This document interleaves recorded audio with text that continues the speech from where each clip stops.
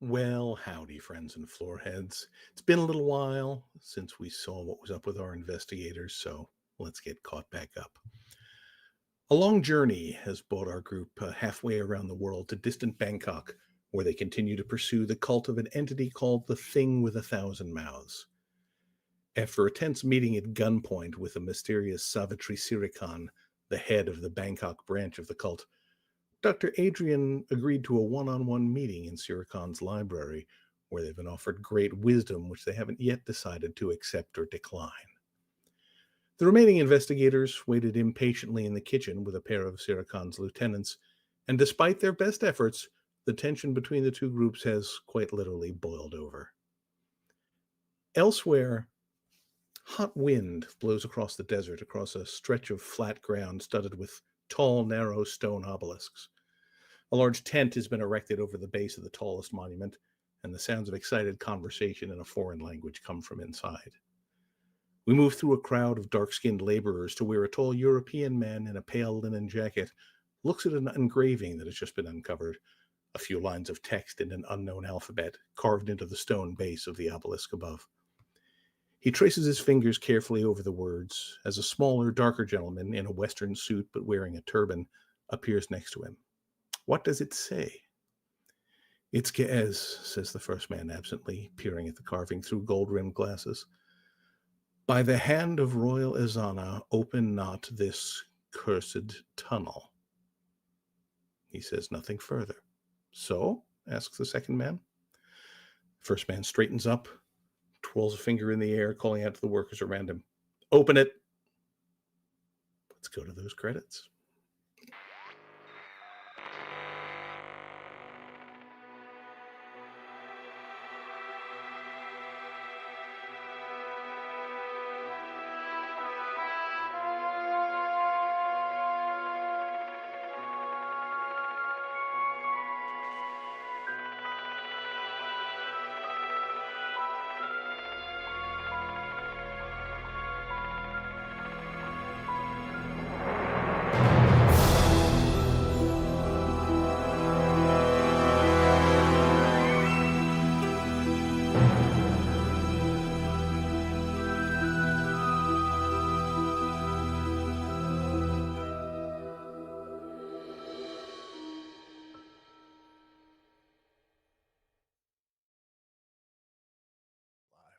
All right.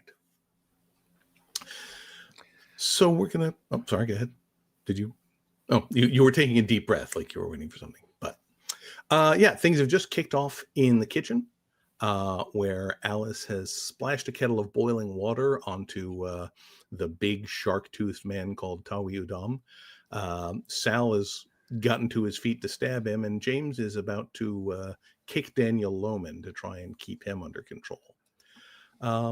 So let's take a look. We've already resolved Alice's boiling water attack. And since the three of you were kind of coordinated in your sort of unspoken communications, you're each going to basically get a free action before the rest of the group can react. So Sal, you're actually the next one up. I seem to recall you were about to stab someone. Yep, absolutely. All right. Let's get that weapons roll. Let's see here. I'll spend... your target number to hit him is 3, so he's Okay. a big target. I'll spend a point. Okay. Wow. Good start. So it begins. Yeah. Yep. So honestly, you come in low. I feel like you were trying to like go for the thigh, go for an artery or something. Yep. And basically, just by sheer luck, when the water hits him, he kind of turns away and shouts, and he just gets a little bit farther than you were prepared for. So you do not quite get him. James, what do you got? So seeing Sal is going to be helping Alice. Mm-hmm. I think I grab a fistful of Lohman's shirt, Mm-hmm. and I want to basically put my gun to his head and bull rush us out of the kitchen. I want to be outside of this fray, and I want to isolate him. Okay.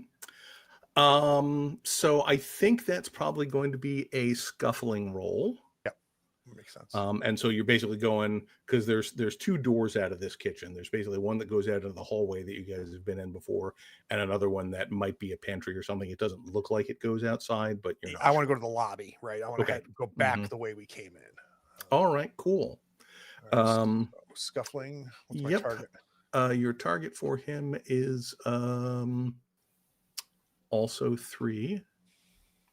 Okay, I will. He is spend not a point. fighter. Mm-hmm. Okay. All right. Well, that went a little better. Yeah. So you basically, he was just starting to get up. So you basically kind of, grab him and, bounce through the door and sort of slam him up against the wall. Are you looking to do damage at this point? Or are you just trying to get him sort of under your control? I think, yeah.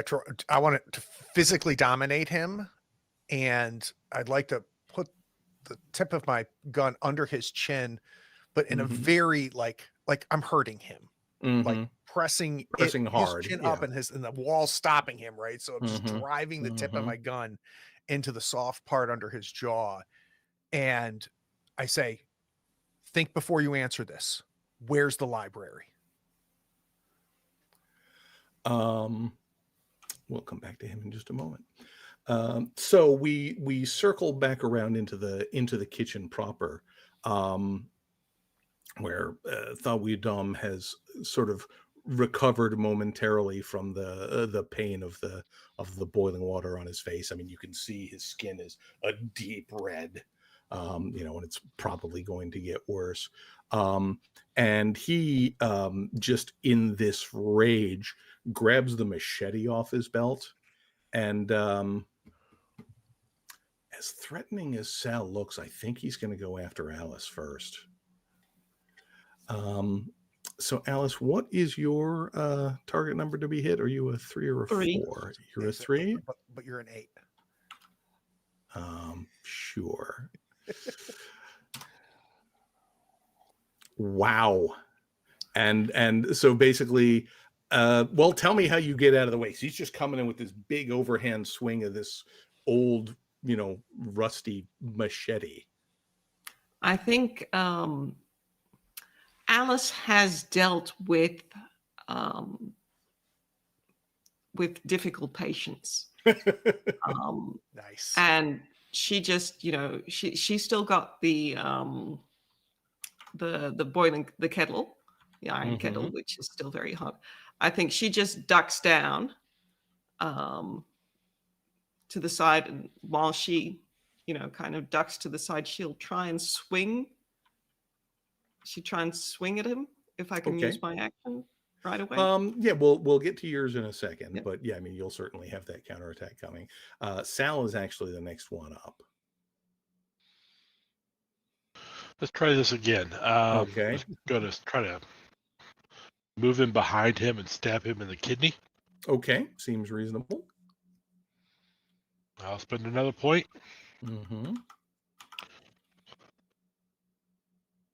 Oh, I There saw that you one go. for a second. Yeah, all right. He was just so focused on Alice that he didn't even really take any defensive action. So you certainly get him. Give me a damage roll. I don't remember offhand if that knife is a regular D6 or a D6 plus 1. It's a -1. Oh, that's right. Yeah, because it's Yeah. not a big one. Okay, cool. Fair enough. Should just be able to click on it in the character sheet if you want. If not, just roll D6 in the dice tray. Yeah, that works too. Yeah, I'll just do that because it's not working. Mm-hmm. Big number. Oh, God. Wow. This has not been Sal's day. nope. So far. The thick Yeah. hide.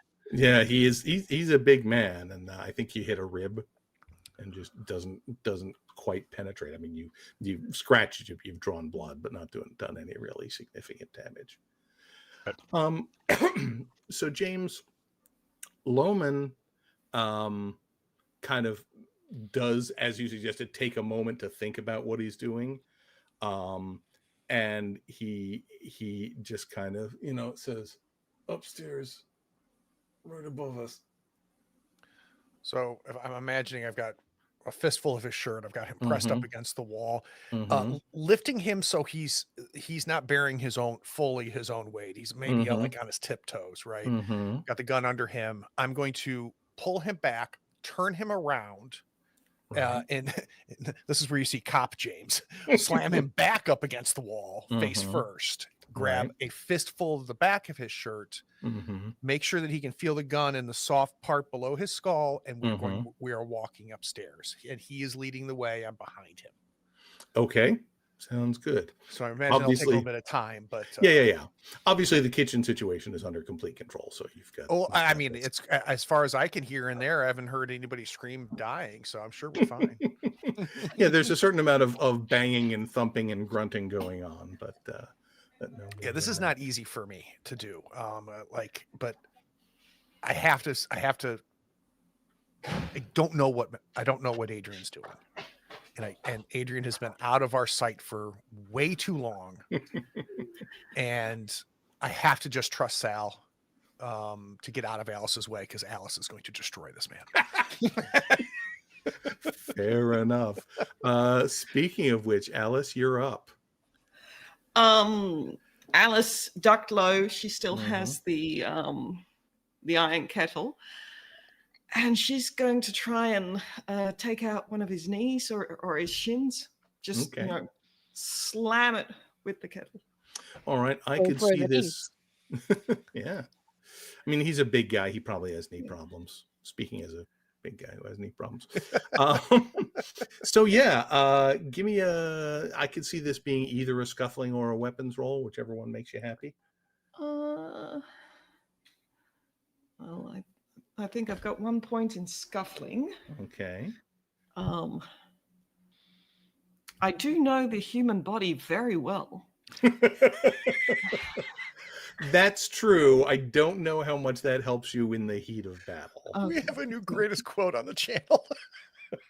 I will spend a point in scuffling, and I'm just going to try and kneecap him. All right. You got a target number of 3 here, so. Okay. Just a point. Good. I didn't know if you'd spent the point or not. Yeah, She did.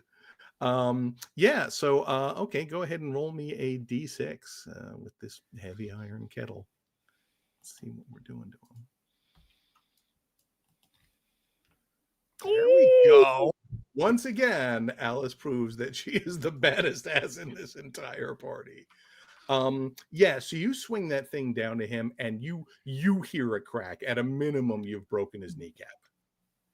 And he just lets out this grunting roar and lashes back at you with the machete again. And I think as I'm kind of turning and getting starting to press Loman up the stairs, I hear a moan, and I don't recognize it, which makes me feel much more comfortable. That's a good sign. Exactly. Makes me feel much better about going upstairs. Sounds good. All right. That one, I'm afraid, is going to hit. I have a 3 hit threshold. And I rolled a 2, and he added 1, so he hit you with a 3. Sorry. Yep. Okay. So let's see how bad it is. Oh God. Oops, no, I don't need 2 of those. Thank you. No. Oh no. Yeah. What does that take your health to, Alice? Well, I was at 10, so it'll bring me down to 4. All right. So basically this hasn't done any major structural damage yet. I mean, you're definitely bleeding. It's not like he's, cut into your torso or anything like that. But yeah, you are definitely bleeding from this thing. And there's probably a part of your mind in the background that's saying, oh, I'm going to need a tetanus shot after this. Yeah. This is not a clean weapon. I think I probably, I was trying to roll out of the way, and he got me across the back. Okay. The bum, the back of my thigh. So it's a pretty big, long cut. But it's pretty bad, but it hasn't hit anything vital. It's not life-threatening at this point, No. but it definitely hurts. Not immediately in life threatening. Right, exactly.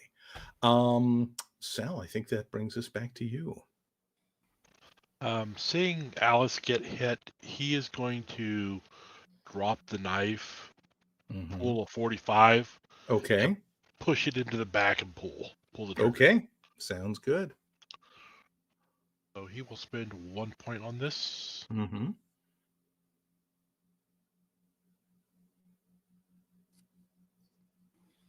There we go. Sure.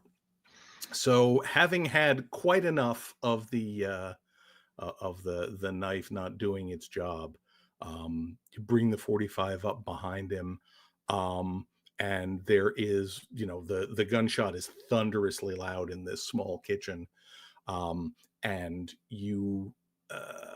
he just kind of stops for a moment, and then just, without saying anything or making a sound, just sort of falls to his knees and then thuds down to the ground. You think you probably hit him in a lung, and or a number of other vital organs. So he's probably not technically dead yet, but he's about to be, unless drastic measures are taken. James, you hear the gunshot as you've kind of gotten back to the foyer and are starting up the stairs. And when he hears that, Loman kind of pauses for just a step. And then, assuming you don't say anything, he will keep going. But you hear him just kind of mutter under his breath, "Mistake." I don't give a shit. Okay, fair enough. So let's cut back to the library at this point. So Adrian, when we last left this scene, Savitri had her hand extended to you, waiting for you to decide whether you wanted to accept her offer of knowledge. What do you say to her in return?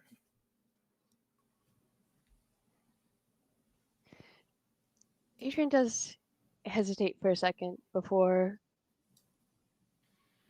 taking a step back and saying, "I'm afraid I'll have to disappoint you." And you've obviously spent a lot of time talking to people and reading people, and you can sort of track the series of thoughts that are going through her head. First is maybe a little surprise. Then there's sort of a look of disappointment. And then you kind of see a look that tells you she thinks that this really isn't the best decision for you. Oh God. So she's probably going to she's going to help you get there. And then there is a gunshot from somewhere directly underneath your feet. I'm grabbing my umbrella in that moment. Okay. And she looks at you, and she looks almost hurt, like you've betrayed her in some way. And she sees you grab the umbrella, and she lashes out with this kick that is so fast, that she might hit you. I imagine so, Mm-hmm. Or not. We like that. I'm scrappy. There's been a lot of ones today. Yeah, umbrellas like tunk. Yeah, don't question the umbrella. Okay. What would you like to do in return here? Let me think. So, okay. We're right by the desk, right? Mm-hmm. Yeah, there's like a whole ring of tables in here, and you're near one of them. Mm-hmm. Just don't be too disappointed. And we're gonna whack that lantern off of the table with my umbrella. Okay. Yeah, I guess give me a weapons roll. The target number is really only going to be 2. It's not going anywhere. He's basically just trying to like get it in between them, so he has to just flick for like I forgot the keys. But he's not thinking about that right now. He's just like, I need to get distance because I am dead. What'd you say it was? Sorry. It's going to be a weapons roll, target number of 2. Weapons. There it is. All right. 2. All right. We love being just what we need. Yep, exactly. So you kind of knock that thing off onto the floor. I'm just going to roll a d6 here for no particular reason. Do you want high or low? To burn everything to cinders around me. Which is Adrian's true calling in life. I think high. I know we're getting low, but I think we'll get high for this one. Let's just see how this goes. Okay. Nice. Well, can't See ask what for I more than said? that. Yep. All right. So this thing hits the ground, and you hear the glass smash, and a puddle of kerosene starts flowing out from the thing and rapidly flares up. Yeah, that is definitely a thing that's going to happen. Back in the kitchen, things appear to be at least momentarily under control. You have no idea where James and Loman are. What do you two want to do?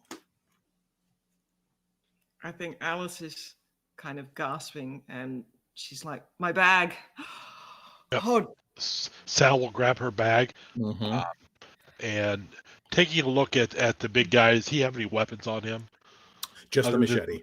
Okay. Yeah, we need to move to more defensible position. okay. And he's going to go out the same door. Did he see James leave out the door? You saw James push Loman out the door. No idea where he went from there. Yep, we'll go through that door.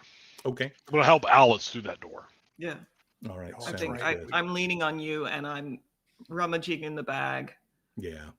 I can move, so I'm pretty sure I'm not bleeding out, and I'm going to grab some painkillers or something. Right. Exactly. Something. You're not in a good position to try and bandage No, you at this point. So just work through the pain, and we'll deal with that later. Yeah. Okay. I'm cursing. I'm cursing them. I mean, that's fair. That's reasonable, I think. So James, you guys have gotten up to the top of the stairs from the entrance hall. You can kind of see, kind of where you come up is that big opening that the riflemen were at before. You don't see them at the moment. Give me an remind me, is it alertness or awareness in the system? I have too many games in my head. I think it's it might be well, let me phrase this. There are a couple doors ahead of you, like on the left and right of that of that sort of big balcony area, and then the bulk of the house is now effectively behind you. Right. What you want to do? Has Loman indicated where so if Loman has, when we get up here, I've got the door, the choice of door. If Loman's not indicating where, right, then I am pressing again the tip of my pistol in the back of his head, and I go, "Where is it?" And he kind of, he's had his hands up, and he just kind of points over to the door on your left, sort of set of double doors there.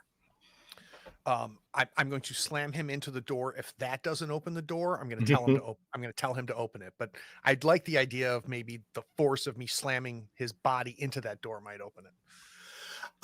It's a good thought. These are big, heavy mahogany doors, and they're locked. Right. And so is that door locked? What do you mean? The double doors in the library are locked. Oh shoot! You guys locked it behind you? Mm-hmm. Oh, Farvignugan. He's like, I don't have a key.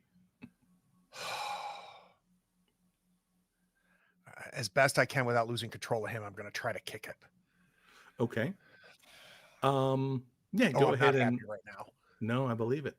Go ahead and give me a scuffling roll. Target number is only 2. It's not going anywhere. All right. Just use him as a battering ram. Oh, you like.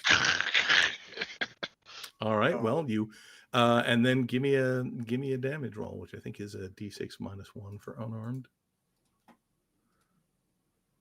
Okay, 3. All right, you've busted down your share of doors in the time, and you give this thing a good solid kick right at the the door plate.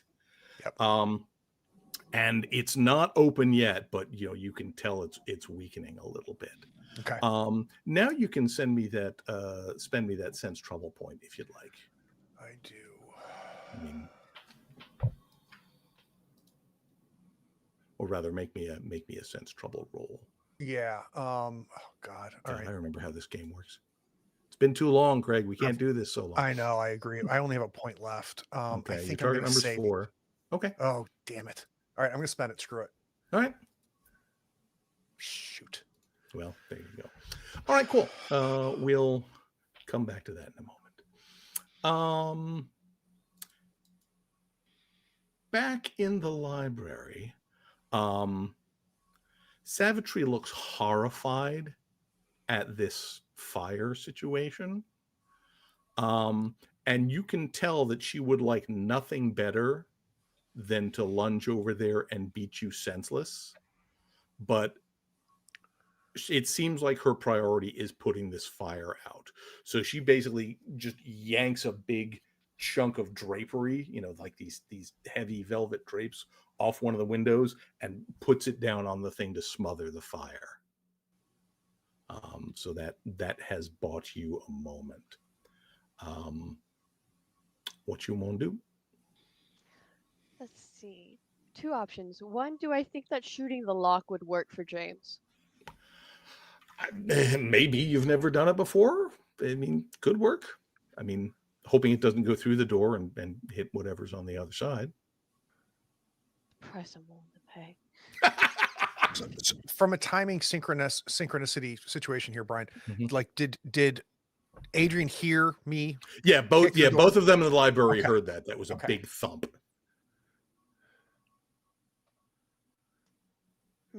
Okay. Let me see what I've got real quick. How am I looking for my points? Because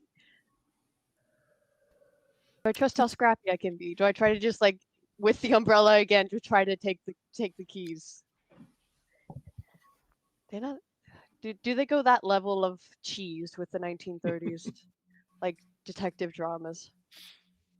Go fully I into the vibe. mean, I think it would be a difficult thing to get because she's got it kind of tucked away in her little, sort of sash around her waist. So I'm not saying it's impossible, but it would be tough. Yeah. At least while she's conscious. That is true. Would she like to be unconscious? I don't think she'd like to. That's and I can so awful. That's so terrible when she's that mean. happens. Oh, and we have like all those bottles already set up on the table that she brought over. Your preferred weapon? That's so horrid. Oh no. That can't be good for her. All right, so you're gonna try and clock her with a bottle? Yeah, this isn't gonna be good for me, but it's what he does, Yeah, it's entirely reasonable. Her target number to be hit is 4. And is it scuffling or? I could see scuffling or weapons, whichever you prefer. Alrighty, Kind of an improvised weapon. Okay. How do we feel about psychoanalysis for us? I believe that time has passed.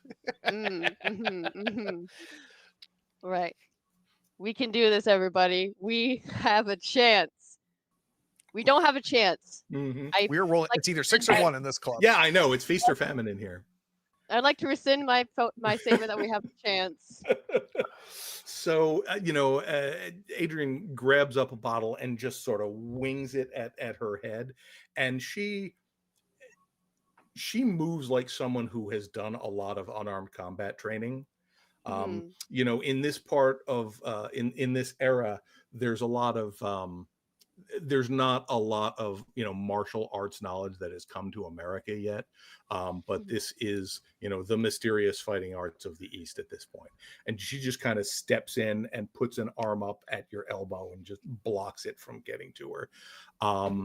And then while she's there, I think she's just going to punch you in the abdomen. Just one of those, real close up, jabs to the gut. Just to have the bottle held as well, just for whenever I Yeah, get you're hit. still hanging on to it. I might not be in a second. Yeah, that's true. All right. So she does hit. Oops, no. Why do you keep making 2d6? I'm not going to hit you that hard. I'm sorry, Brian. Okay, so that's only 2 damage. So, not too bad. It kind of goes off the side of your rib cage. I mean, you can tell it was a pretty hard punch, but it didn't hit you square. Mm-hmm. Do you, knowing that someone is outside the door trying to break in, is Adrian saying anything or making any kind of noise, or just focusing on the scrap? Probably would be making noise. Okay. Not any. Probably would have just yelled whenever he tried to hit savagery.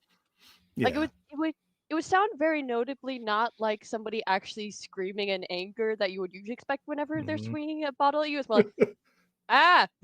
Yeah. And I think, James, it's safe to say you would recognize that voice. The other thing that you hear, James, is kind of down the hall towards the back of the building.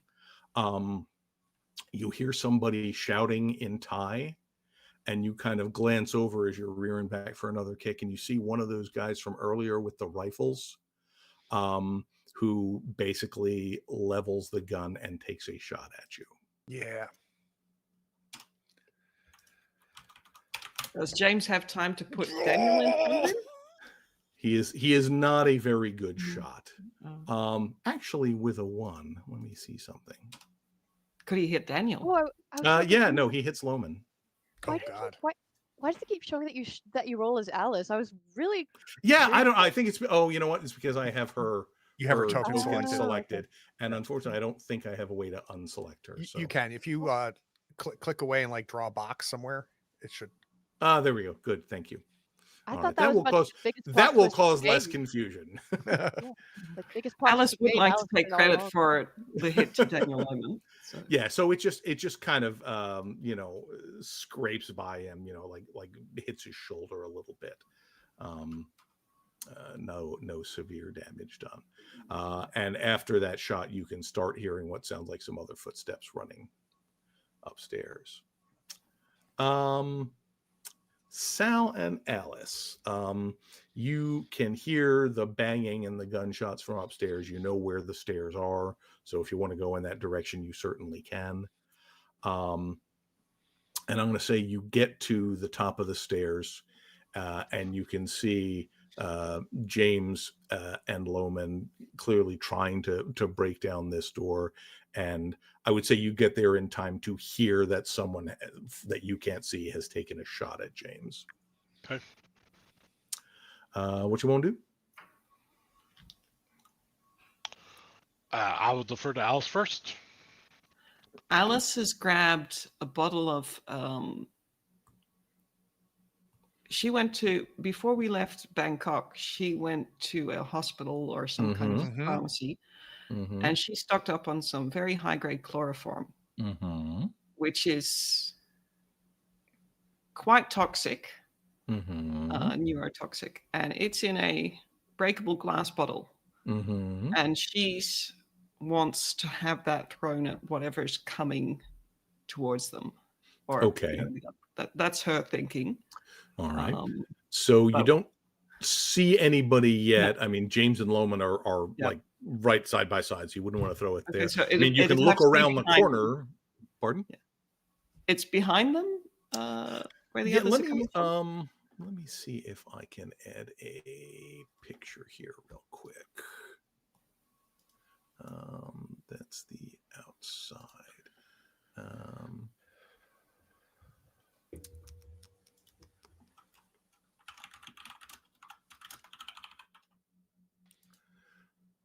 Please enjoy this hold music while I install an image here.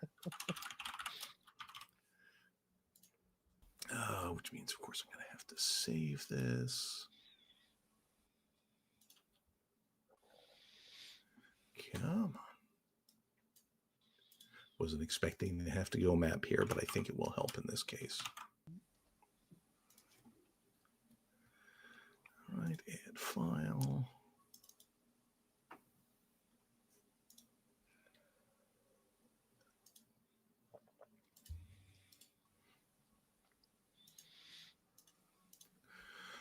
All right, so basically what you've got, hopefully you guys are able to see that map now. Yep. So basically, James and Lohman are, I can't even click on these unless I make a thing. But basically, they're over by the double doors to the library, kind of on the top left. Okay. You guys are just at the top of the stairs. Yeah. And whoever was taking that shot at James is somewhere down, like towards the hallway south to the end, left. where the bedrooms are down there. Got it. Yeah. Okay. Alice is gonna, has got this glass bottle of chloroform, and she's just gonna try and peek around the corner from where she surmised that the gunshot came. Yeah, I mean you can see the guy. It's one of the skinny Thai guys with a rifle that you saw before. He does not look like he is aware of you yet. He seems to be totally focused on James. Okay. Is he quite close enough that I'd be able to throw it at him? I mean, you could throw it. It's kind of a long toss. Okay. You might want to wait until he gets a little bit closer. Then I'm just, checking it, and I'll scooch back and say, I don't know, that would be something military, kind of semi-military, like, but half military, like bogey at 6 o'clock, or just ducking back and relaying that to Sal. All right. Does Sal speak military? No. But he speaks violence. They're very, That's very true. similar. That's true. He's fluent. He's going to pop around the corner, Mm-hmm. just kind of do a peek and shoot his 45 at the guy at the end of the hallway there. All right. Seems reasonable. Give me that shot. Come on, Sal. Go spend a point. This guy's only target number 3. Oh yeah, easy. Okay. He is. Oh, I think you treated that as point blank, which is where that extra +2 damage. So it's actually only going to be 4 damage. 4. Still, Yep. Still hurts him pretty badly. He's not down, but he has well and truly been shot. He is shot. Yes, exactly. All right, James. Well, you see that the cavalry is arriving. And I kind of I look over, and you just you see a flash of relief before determination back on this door. Okay, gonna give it another kick. Hui. All righty. All right. I'm gonna spend 1 in scuffling. Okay, that'll basically guarantee the hit. Okay. Yeah, and then damage is just the D6. Mm-hmm. -1. It is -1 for unarmed combat. Yeah. 3. All right. That is actually going to be enough to to knock the door plate loose. The doors like go ajar a little bit. It was just kind of enough to break the connection, but you can see the library inside and probably catch a glimpse of Adrian trying to fend off savagery. And the fire, savagery has not put out that fire yet, right? It is smothered. It's not fully out yet. Okay. But I mean, you can probably see a little smoke, but there's not like full fire yet. At the top of my lungs, I just yelled Doc. Okay. Was that Doc or Duck? Doc, D-O-C. Okay. Fair enough. Duck. Yeah. Goose. All right. Don't tempt me, I'll do it. All right.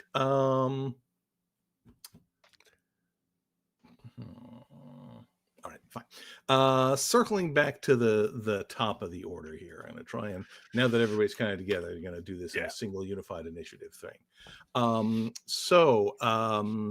Savitri kind of just snaps a glance over at the door, sees you there, but looks like is still focused on Adrian. So she gives another one of those low snap kicks, which will hit.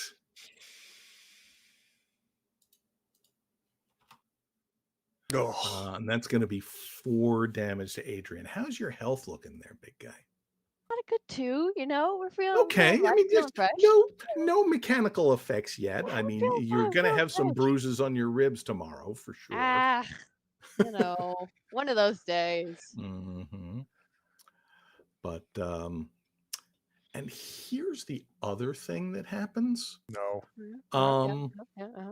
You know, because when she gives that low snap kick, you hear this growling sound, and it turns out that she has another one of those mouths on her thigh, and it's going to try to bite you. Oh my god.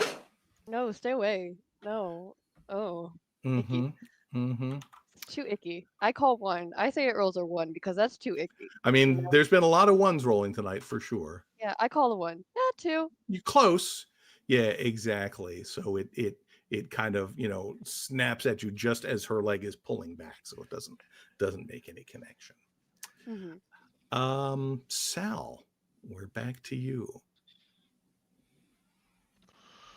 Okay, is the guy that I shot, is he still up? He is still up. He's kind of leaning against the wall, and you can see him, you know, redoing the bolt action on the rifle. I'll go ahead and shoot him again. Okay. I will not spend a point, however. Fair enough. These dice are playing with you. All right. He is as dead as you would like him to be. Okay. You know, he's kind of stationary up there, and, you know, kind of makes an easy target for you to take him out. Okay. James. All right, so I've seen Doc get kicked. Don't know if I've seen the mouth situation Probably not yet. from your angle. Do I have any indication what Adrian is doing after I've yelled his name? Yeah, so I yell when I yell Doc. Do I have any? I mean, I understand I'm kind of messing with the initiative order here, but what I want to get a sense of, because it's going to help inform me, and if I don't know, I don't know, is are they coming back towards me? Okay, so what you can see is very, very concerningly, as is for Adrian, there's a bit of a slight smile whenever they hear that. And whenever they get knocked down, they intentionally fall a bit more than you think they should and angle themselves as if they're about to spring towards the door. So I'm then not going to shoot. Okay. What I'm going to do is keep the gun aimed at her. Okay. Trying to, you know, with a implied don't move, but I'm not going to say it. And I'm going to yell for Sal now. Okay. You're just yelling people's names at this point. I am. You need to provide more direction than that, I think, James. But cool. So you're basically training your gun on Savitri and waiting for a clear shot, I feel like, or waiting for it to surrender. I don't think I want to shoot her just yet. If I feel like Adrian is kind of clear of the situation immediately, like not engaged with her anymore. Right. But if she moves, if she tries to do anything other than just be where she is at gunpoint, then I might be firing. But okay, fair enough. Adrian, we're back to you. Yeah, no time for their little witty comebacks right now. They're just bouncing. They're just like, all right, this has been fun, and they're sprinting. All right, it's just kind of diving over a desk or something to try and get away from her and back towards the door. Yeah, essentially, whenever they get the strong snap kick, they stumble back more than you think they should and fall so that they can just kind of like look like they're getting in the sprinter's run position and then just bolt. All right. So you kind of do an end run around a couple of these desks heading for the door. Now, James, the bad Alice? news. Sorry. Okay, sorry. And Alice is unfortunately pretty low in the initiative at the moment. So the bad news, James, is that in all of this focus on the door and Doc and Savitry, you have temporarily lost your hold on Loman, who basically you see out of the corner of your eye pulls this little derringer from his pocket and, basically points it at you at point blank range and delivers both barrels.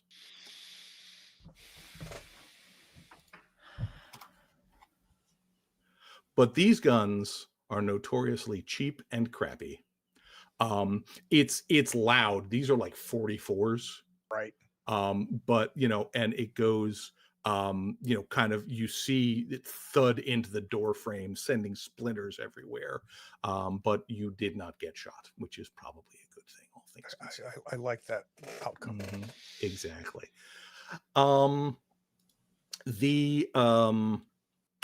Let's see, I would say all of you are probably aware now that there are a couple more thugs advancing down the same hallway where the other guy was, and you could probably hear some on the other side of the stairway coming up that hall. You remember there was about 5 of them originally, so but they're moving up. They're not well, I mean, James can see the 2 that are on this side, and Sal probably can too. You don't see the others yet. Alice, what do you got? Okay, finally. I was waiting. Alice was, waiting for her moment and saw, Daniel Lohman getting forgotten. And what Alice would like to try and do is she's grabbed a cloth, and she's just gonna she wants to put chloroform, splash chloroform on the cloth and just try and smother Daniel Lohman with it. Thank you. Okay. All right. So you basically, take off running across, this little open hallway area. You can hear the shouts of the guys down the hallway, although there's no gunfire from there yet. And Lohman is somewhat taken aback. Give me a athletics. Because I want to. What Alice would like to do is just kind of try a running jump and jump on his back, kind of like piggyback and smother his face with the chloroform soaked. And you do know the human body very well. That's true. We have learned that about Alice.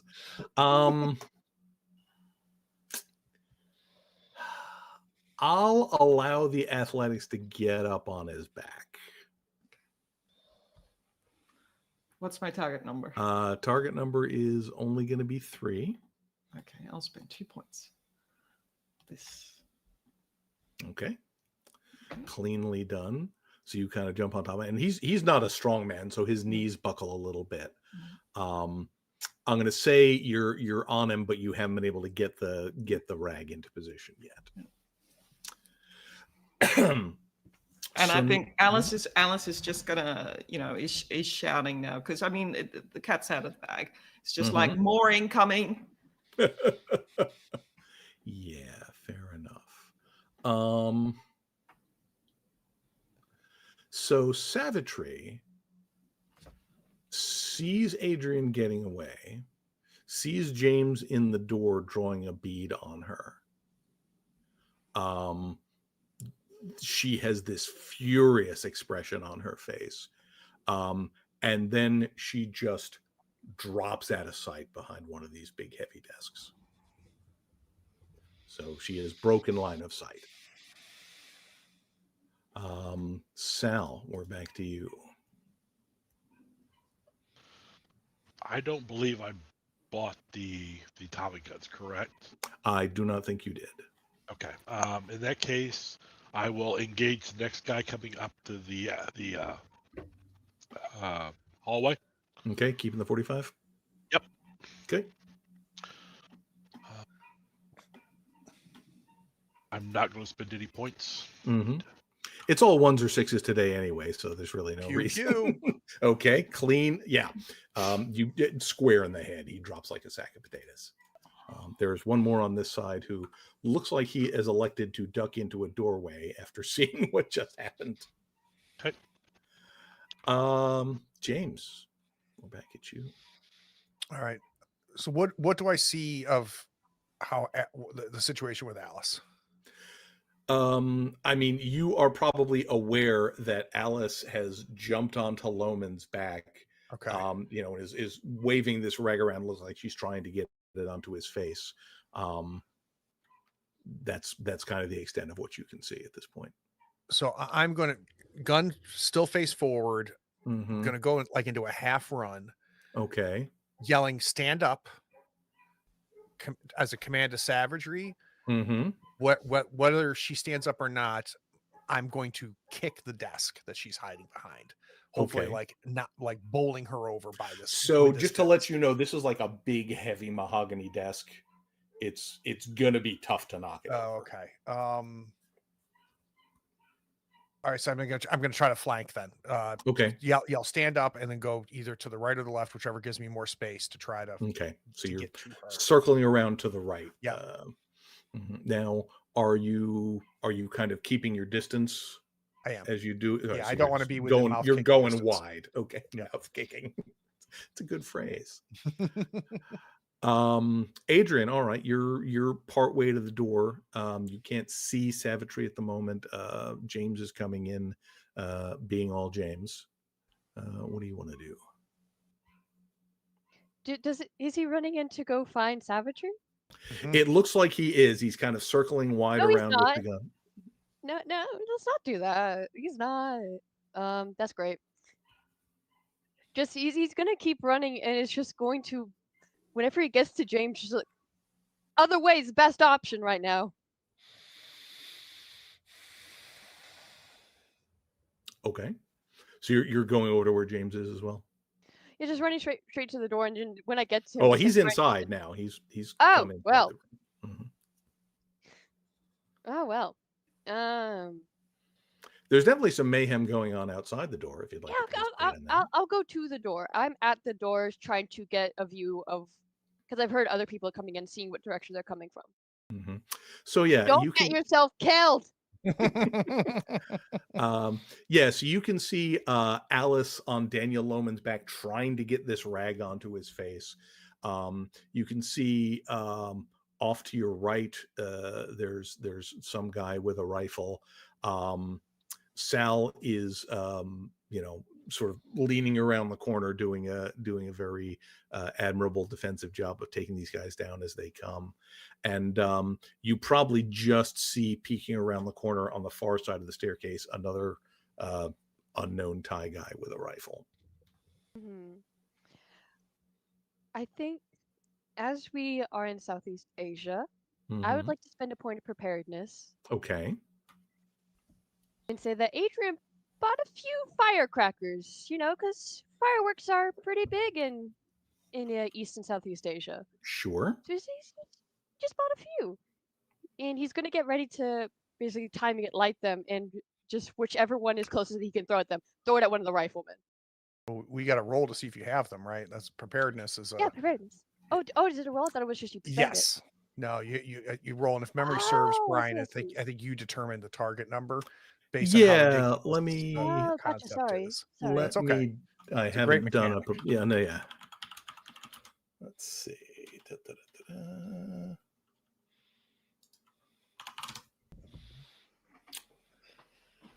One of the things that I love about Gumshoe is that stat. Mm-hmm.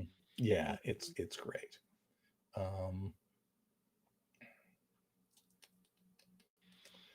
Yeah, so it's a simple test, and your target number, I think,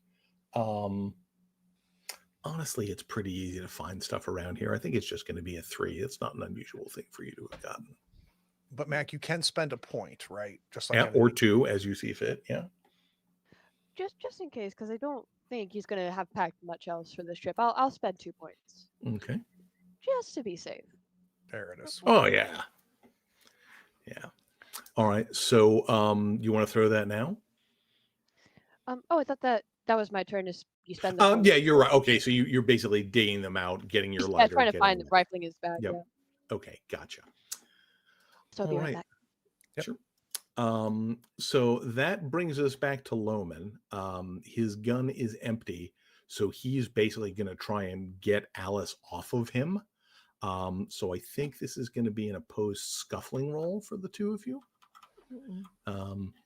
I know that's not necessarily Alice's strong suit. The good news is it's also not his. So I will roll first and see what your target number is. He's not very good at this. And I can imagine Alice is just, screaming, is shouting in his ear. Yep, and he's just kind of reaching back and trying to get a hand on you and just can't get any leverage.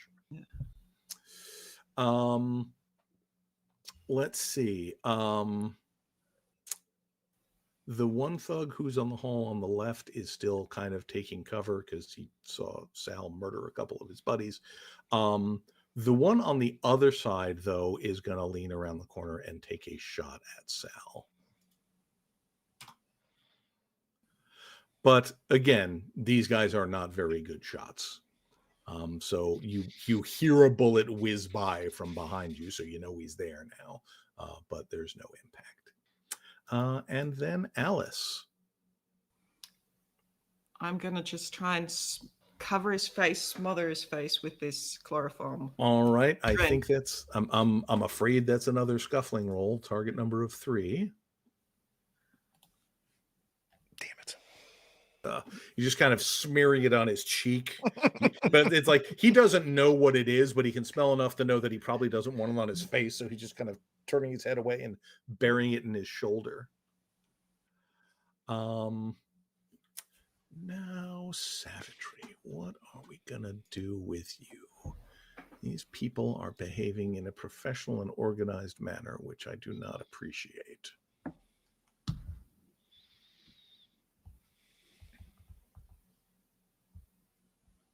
So I think what happens, James, is you come around the corner, gun ready, pointed to where you think she is. And as soon as you come in sight and you see her sort of crouched in this almost feral stance on the ground, and as soon as you come into sight, she hurls a book at you. Yep. To try and distract her or knock you aside, and then charges. Okay. So this is just going to see how effective that throw is. Okay, I think it hits you square in the face. It doesn't do any damage. Sure. But it buys her enough time to close the distance. Yep. And then we go back to Sal. Sal takes offense at being shot at, and he's going to turn and shoot that guy. Okay. Let's see here.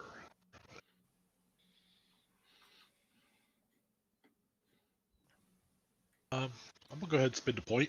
Okay. Target number 3. Okay, clean hit. All right, that guy goes down. It's like he sees you turning and he's pulling back, but you just get a shot in his shoulder as you go around. You see him sort of spin around and fall to the floor. The rifle goes clattering off into the distance. James, you've got an angry Thai woman with multiple mouths right up in your grill.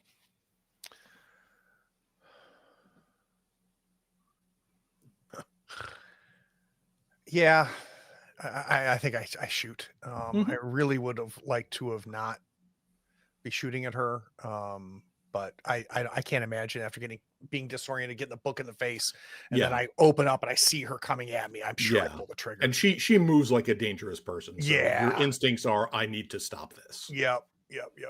All right, so it'll be my Colt. Okay, target number's 4. You're point blank. I am point blank. Right.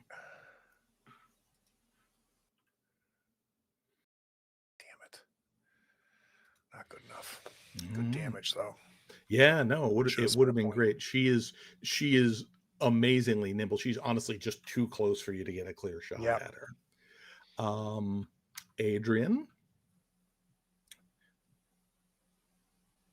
Okay, so what am I seeing? From what I can tell, James has been hit by a book and is disoriented and tried to take a shot. Yeah, he took a shot at Savitri and missed.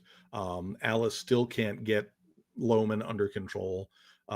Sal is continuing his yeoman work shooting at these riflemen. There is another one who's kind of coming up the hall on this side, kind of pressed up against the wall with the rifle, just kind of edging his way along to try and be as unnoticed as possible for as long as possible. Mm-hmm. Adrian struggles really hard. Really, just okay. James is in danger. Do I immediately go back? Alice needs help. Do I immediately go help Alice? And just remembers whenever Alice talked about seeing her husband and how he said that we all need to trust each other to make it out of this alive. Mm-hmm. And he's going to let the firecrackers throw him at the guy coming up trying to stay hidden. Okay. Give me an athletics roll. Target number's only 3. You can do this, little lanky man, Adrian. You can do it. I'll spend 1 or 2. 1 or 2, let me think. I mean, 2 guarantees it, so 2 does question is, how many more athletics rolls will you need before you can get a chance to rest? That's always the thing, you know? That's always the thing. I'll go with 1. Yay. Okay. Yep, Yay. Lynn's right at his feet. And this I don't think is going to do damage, but roll me a d6 to indicate like how disorienting it is. Right. Pop, pop, pop, pop, pop, pop, pop. Mm-hmm. Not much. It's not too bad, but basically what it does is, it starts going off, and he just kind of jumps away back out into the main hall, so he's not taking cover anymore, basically. Oh, nice. So somebody would have a clean shot at him. And then do I have time to say something as well? Sure. I just not looking back north. I just yell behind me, James, it's not worth it. Okay. Let's see. Loman continues to try to dislodge Alice. So again, slap fest in the corner.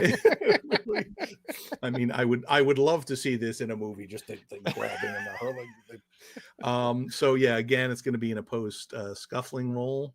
Ooh, it looks like he's got a good grip on you now. All right, so he is basically able to, kind of. He doesn't even get a good grip. He just kind of slams his back up against the wall, which is enough to dislodge you from him. Yeah. And I think, I've got a huge gaping wound on my back. So that's true. You just hear kind of Alice is just, yeah, that was not pleasant.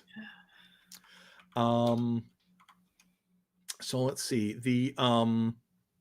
The rifleman that you threw the firecrackers at, I think, is going to take a shot at you, Adrian. He is momentarily disoriented, so he's going to be an even worse shot than usual right now. And misses. And it's still telling me I'm Alice. I don't know what's going on with that. Your token is definitely not selected. But, again, it just kind of goes wide and caroms off somewhere near you. And I think the other guy that was flanking up on the other side, I think he's just going to run around the corner and go after Sal with a machete, because the rifles have not been doing a lot of good. So he is just going to charge and try to hit you with that. And that will hit. No, don't. Ooh, that was a bad one. Where does that put Sal? You still in positive numbers on health? Yep, I'm at 4. Okay. Yeah. So, like Alice now, you have a substantial cut down your back. Nothing vital hit, but that did not feel good at all. Alice, we're back to you. So I imagine Daniel Loman just kind of backed up against the wall and kind of threw me off. Did he turn around? He is in the process of turning around. Because I would like to, if he's turning around, just spring up and try and push the Sure. cloth into his face. I mean, I'm committed. All right. Well, give me that scuffling roll. Target 3. Okay. Adrenaline is a hell of a drug. Yeah. And at least in the movies and role-playing games, so is chloroform. And it's really, I mean, it's really soaked, so it's gonna affect his breathing. It's gonna it's quite toxic. Yeah, so you have got him, and he's desperately trying to push you off, but this is giving him a hard time for sure. I imagine he's kind of, slowly, if I can hold it on long enough, he'll just kind of go down, and I'm just pushing it and going on top exactly. Of him. I can see you almost like shoving the rag into his mouth. Yeah. All right. So James, Savitri is just gonna start coming at you with this flurry of weird Asian martial arts blows. A modern viewer might recognize it as some kind of early variation of Muay Thai, but all you know right now is that she is really apparently quite good at unarmed fighting and wants to hurt you. But that first one is not going to be sufficient. Your target. You're TN4 to be hit, aren't you? I don't know.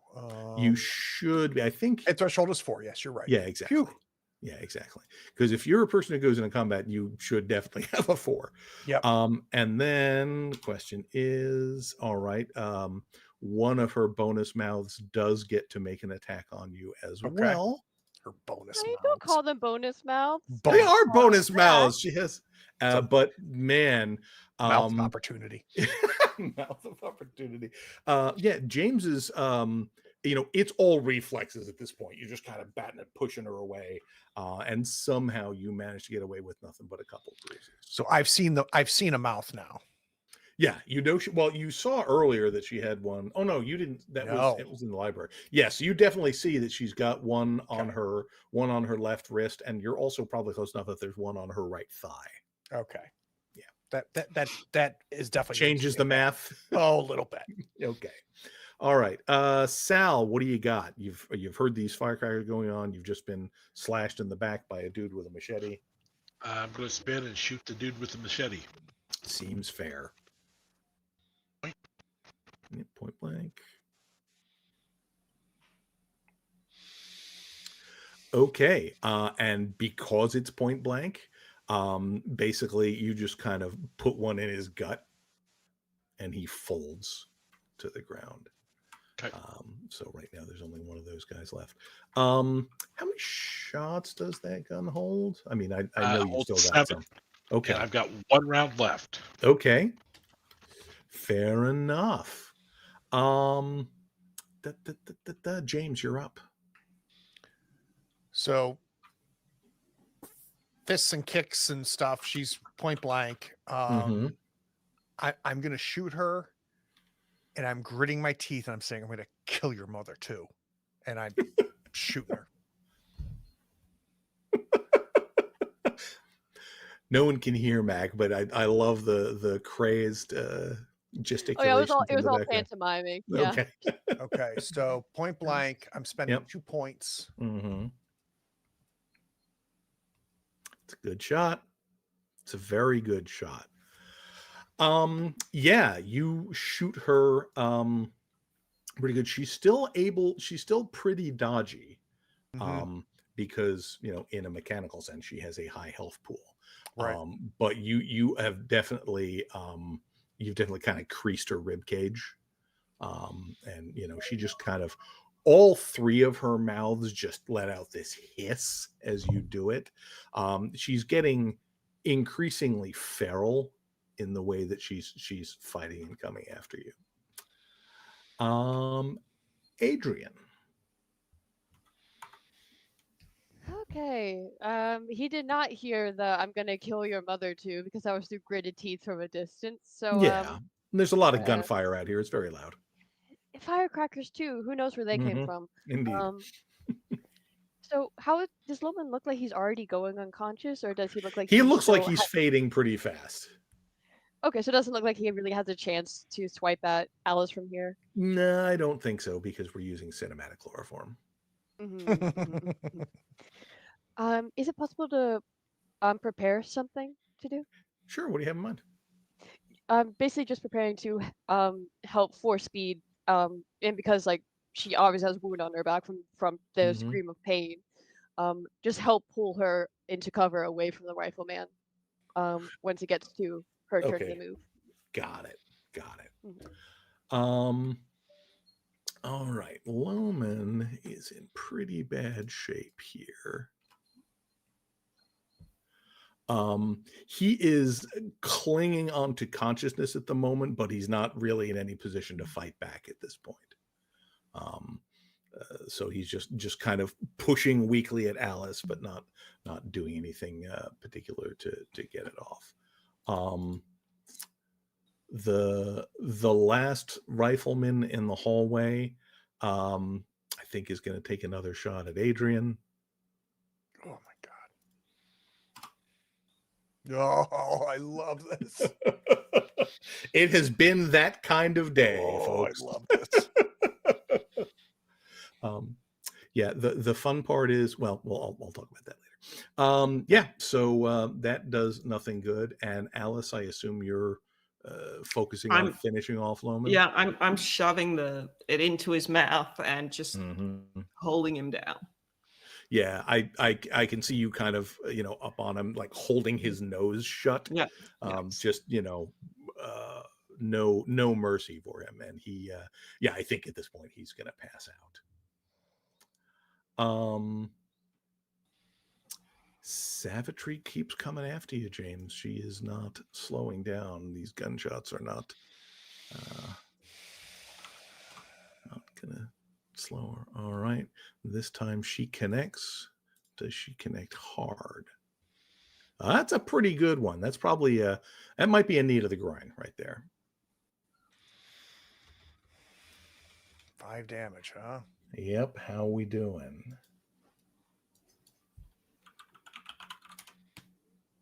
Oh, I'm fine. Yeah, it takes me down to 7. Oh, okay. That's right. You haven't even had anything bad happen to you yet. Well, all right. All right, for certain values of bad. And then does she? Okay, she does not get a mouth attack this turn. Good. Cool. So, Sal, we're back at you. You can tell there's one more guy down the hallway. You heard those shots going off. Yep, I'm going to try to finish him off. Okay. I will spend 1 point. Last round in the chamber. Hits. Yep. It doesn't get the point +2 for point blank, but he's still that's still enough to him out. So yeah, he basically is focused on taking his shots at Adrian, and you just line one up and drop him. When you hear the click of the receiver as the last round goes through. James, I'm just squeezing. Keep shooting. Yep. Same thing. Spending 2 point blank. Definitely hits. All right. Well, more damage than that, but yeah. Well, you're beating her down. She's definitely starting to feel it. She's not in the world of mechanical penalties yet, but she's not doing well. I'm just imagining as this is happening, I'm reeling backwards, right, and just firing, not aiming it anymore because I've got a flurry of fists, everything coming at you. Yeah. Yep, exactly. So yeah, you're probably running out of places to retreat to. I feel like your back is probably against a bookshelf at this point. Adrian. Oh, the turns are going so fast now. This is scary. Well, that means there's fewer people trying to kill you. That's great. That is so wonderful. Just helping Alice. Both of us find cover at this point as Loman is just conked. Right. Yeah. Loman is out, and actually, you don't see any more of the gunman either. The only opponent you see right now is Savitri herself, who is giving as good as she gets with James. Hmm.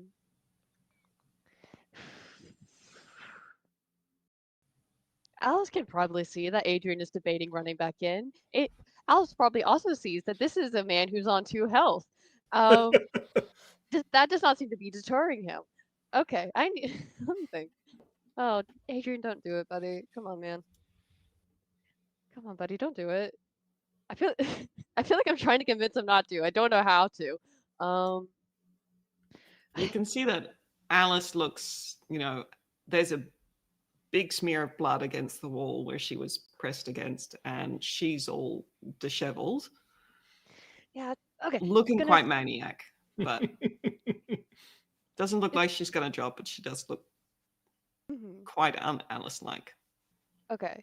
I think that then Adrian's going to spend this round either convincing Alice to sit down so he can like look at the wound, or just reassuring her to get her out of this state of mania. I think if we're interacting, I might just look at you and like, my bag, because I left that at the top of the stairs. Yep. It's just like, my bag. Okay. Once then he will start to follow that, but just to give a bit of taste of his own medicine, just gonna yell, James! I think James has enough to worry about at the moment. Thank you. Well, he can choose to have one less thing to worry about. Get his ass out of the library. All right. So Alice, you've got Loman down. Adrian is recovering your bag. Anything you want to do at this point? Can I see into the room, and can I see? Yeah, you're kind of near the library doors. Yeah.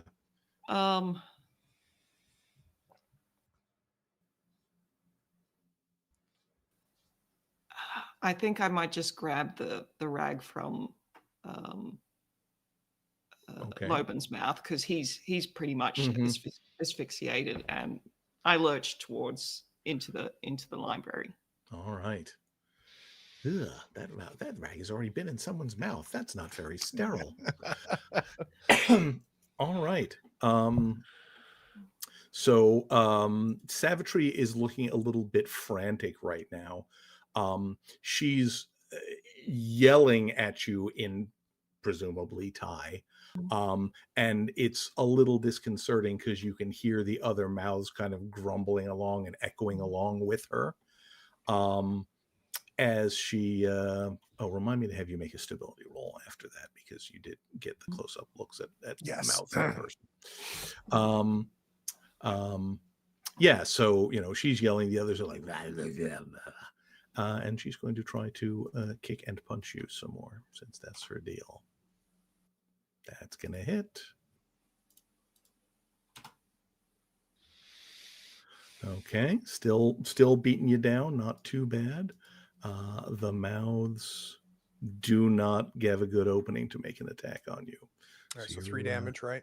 Yep, 3 damage to you. All right, takes me down to 4. Okay, as long as you're above 0, no mechanical changes. So Sal, the situation out here seems to be under control. It doesn't sound like things are quite so under control in the library. Reload and then move to the library. Okay. Yeah, so I'm going to say you can reload and get to the door and see James and this woman. It's not a good place for you to take a shot just because they're so closely entangled. I mean, you could do it, but there are risks involved. I'm just imagining. Basically. James. All right, so I have. I'm trying to look at my. All right, so I've got 3 shots left. Spending a point blank. I'm just going to keep shooting this woman. Well, and that's a good shot. That's a good shot. Right. Checking the math. All right, that was a center body mass. That was a serious shot. She is going to see if she can remain conscious because she uses PC health rules. And Good for she her. does, Yeah, good for her. but she is not happy about it. I need to make a stability check. Right? Yeah, let's go ahead and take care of that. It's going to be, it's pretty bad because this is mouths Yep. on a person who are trying to kill you. So I'm going to say, I think this is the same way we did it for Adrian last time. It's a target number of 5, and the sanity or stability loss is 5 if you fail. Okay. So let's do this. Let's spend 2. Okay. To still lose 5. Yeah. So that's going to take me down to 2 stability. Okay, but you're still above 0, so Yep. you're freaked out but holding steady.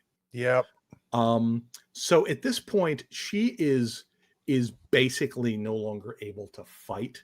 That last shot, she just kind of sagged to the floor and is trying to hold her guts in at this point. Yep. The mouths on her body are screaming and sort of gnashing their teeth at you. So we're going to drop out of combat here, and we've gone a little long. Why don't we go ahead and take a 10-minute break, give everybody a bio break, and then we'll see what happens. Great. Be back in 10.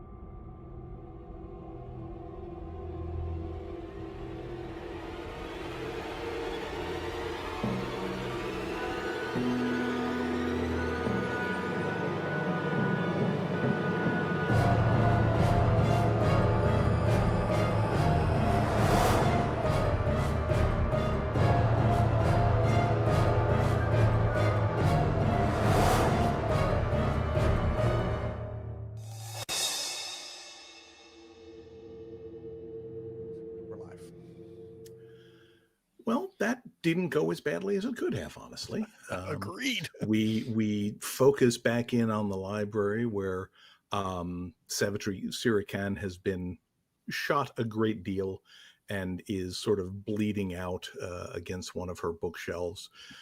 You can see that the mouth on her arm is actually starting to chew on her flesh as she lays there. It's sort of like gnawing at her leg.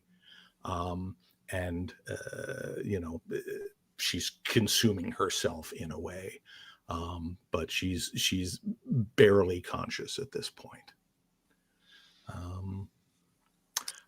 I think so far only James and Mac have seen the other mouths on her. So, out of character, probably see them now as well. Yeah. So if you're coming in, then I think you're going to need to make that stability test as well. Okay. What's the target number? TN 5 and a 5-point cost if you fail.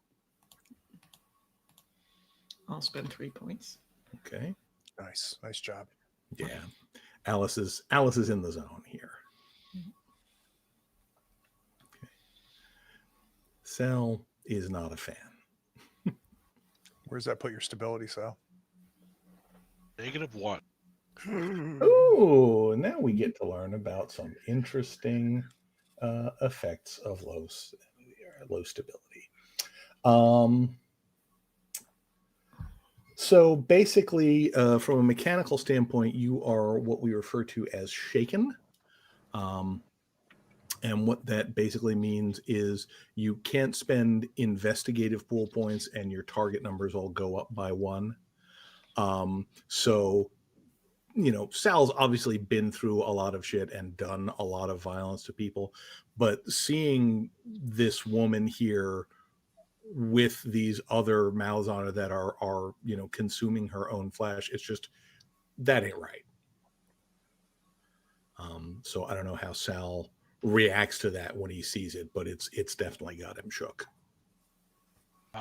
Yeah, I mean, he shook. It's like, what the hell is that? They're eating her. How can you be so calm? At some point, like while you're saying that, Sal, I'm without words, I'm just putting my gun at her forehead and what I think is an act of mercy. Okay. And as you do that, like as you're about this, or you just kind of hear her with this last little breath just say something like "fools," and then it's over. Yep. So now, as far as I turn and go, ask Loman. Oh shit. So the house appears to be yours. What you want to do? I just say we need to find it, and I walk out of the library. Okay. Doc starts looks like they're about to try and say something to James, but then seeing that Sal is very clearly shaken, is just like says 1 second to Alice, just Sal, it's okay, it's all right. I know. He's looking down at her and just like, I mean, Sal, obviously in shock. It's almost a fascination watching these mouths just chew on her. Yeah. They do after James finished her off. They do stop moving. Okay. After a few seconds, like they keep going a little bit longer, but as she dies, it looks like they die as well. Okay. Alice wants to. She's still got the cloth with the chloroform. Is just kind of drop it on top of the mouths or one of the mouths so that it's not in view. And she's gonna. And she looks pretty beat. She's gonna turn around. And she'll see that Sal is bleeding too, and it's just like, Adrian, my bag. I'm assuming you, and just reach for a bag. I'm gonna try and start patching Sal up, while there's entirely red back from herself. Yeah, I mean, clearly you've got, the back of your outfit is soaked in blood at this point. It probably looks worse than it is, but it looks really bad. And I might say to Adrian, I'm looking around the library, and I might say, anything here you want or need, and I'm just focused on trying to stitch Sal up. I think I have what I need. And then just looks at Savagery's body. Just, she has the keys. I've got to go stop James before he gets himself killed, and is just gonna run out. I'll be right back. Okay. So, James, where are you starting? This is a pretty big place. Going down. Okay. I'm assuming it's in some sort of basement. So I'm going to go down and try to find some way to get below the first floor, and if there's some sort of basement. Yeah. Actually, on your way out of the kitchen before, you saw a stairway leading down. So that's certainly a way to get there. So you make your way down the entrance to the entrance hall and back to that area and start heading down. And from the looks of it, this looks like it's mostly, or was mostly, servants' quarters. Mm-hmm. Back when this was a proper mansion. There's a lot of just small bedrooms and like a mini dining room kind of thing. It's definitely not built to the standards of quality and appearance that the other place was, but it's similarly wrecked and and despoiled by age. You can see in one of the rooms there is a stack of, well, not a stack, just sort of a jumble of coffins piled up in the room. They're they've been opened. There are no bodies in them, or no traces of the bodies. Actually, that's not true. You probably see some bones among them. But I mean, is these coffins, do they look like they were once buried? Do I see any like signs of dirt, or that no, they have definitely been excavated. Okay. Fashion. Yeah. Got it. Yeah, exactly. And then kind of you work your way down, past all the servants area, and then there's kind of a long hallway going to functionally the other side of the house. And in there, on the other side of that, it's what looks like a children's area. There's like a little, a little kitchen, for kids, and a playroom, and a bunch of what looks like they were once children's bedrooms. There's no remains or anything here. You see, like, there's a little bicycle overturned in what looks like it is a long dried pool of blood. So there are still signs of the same violence here that you've been seeing throughout the house, but there's no remains or anything like that. And you kind of finish your sweep through this area, going room by room. And I think Adrian is probably caught up by this point. Okay.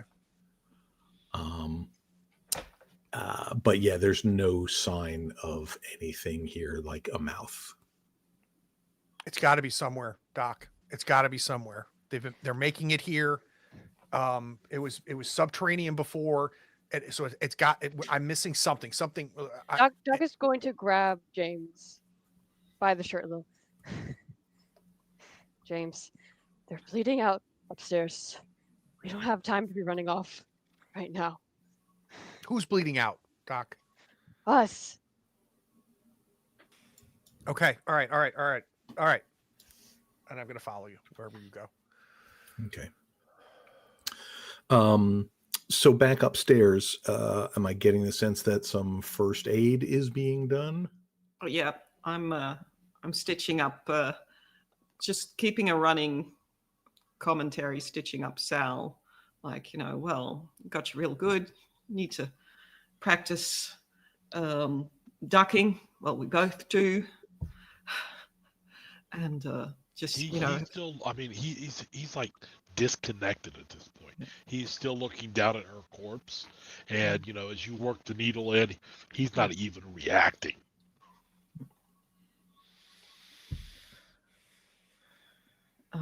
So I can, for every 1 point of first aid, I can heal 3 points on somebody else. So I think you took 6.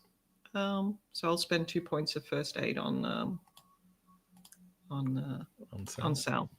All right, sounds good. And I don't think I have anything to try and get your other than reassurance. I've got a point of reassurance, but I don't think that helps with. Yeah, it really needs to be a psychoanalysis thing. That's a doc territory. Yep. I'm on my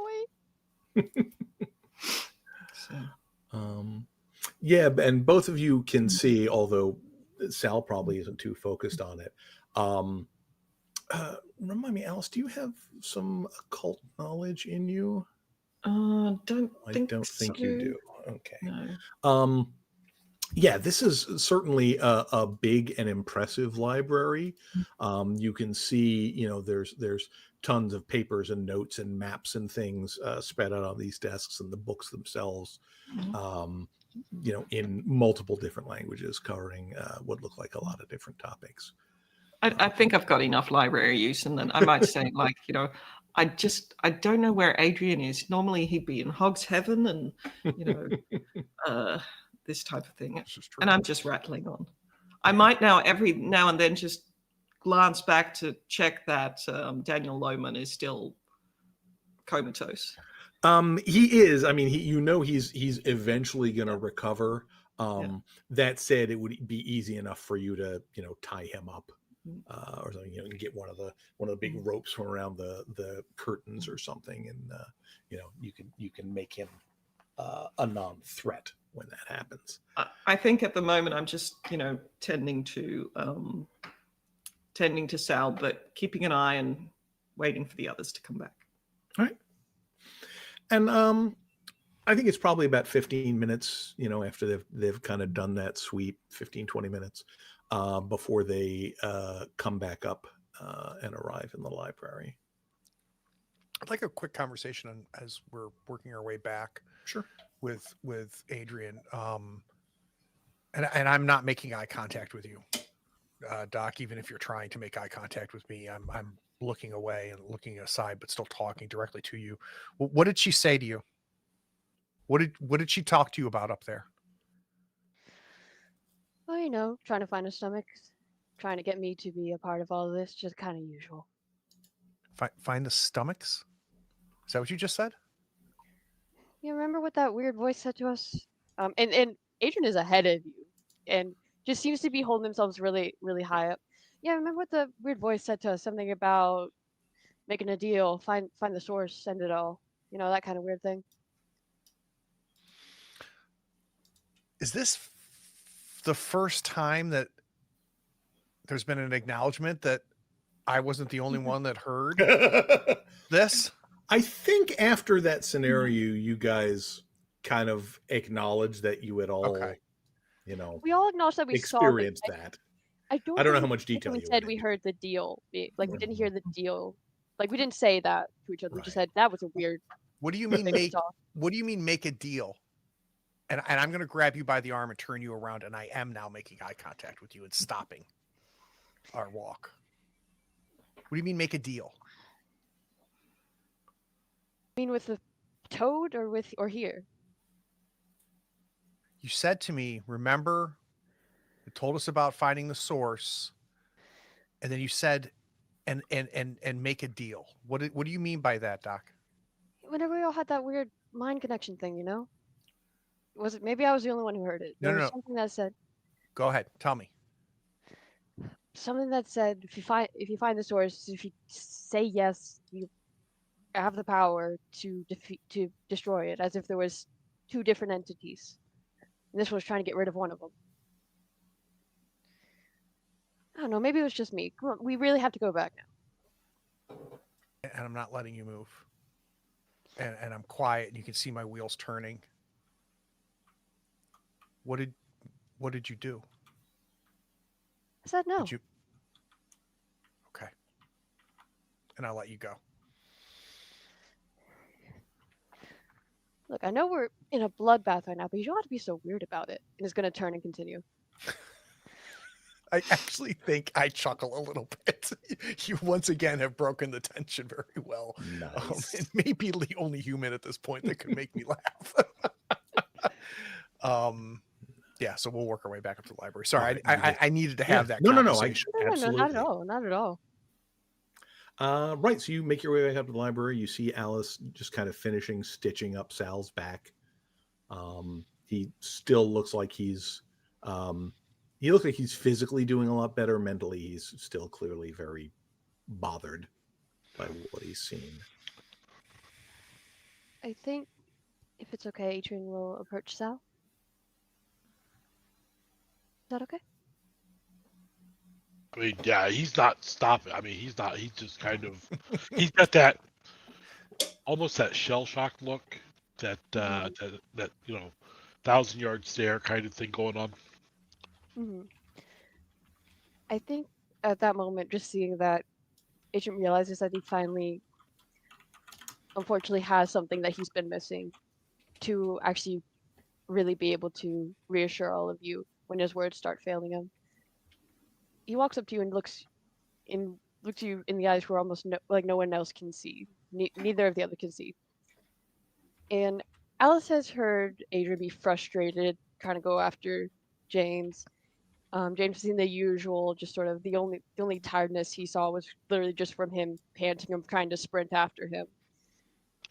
Sal is the only one who has seen the immense fear and dread in Adrian's eyes after what happened in the library. And he's the only one who's seeing it. And just kind of holds the gaze for a bit.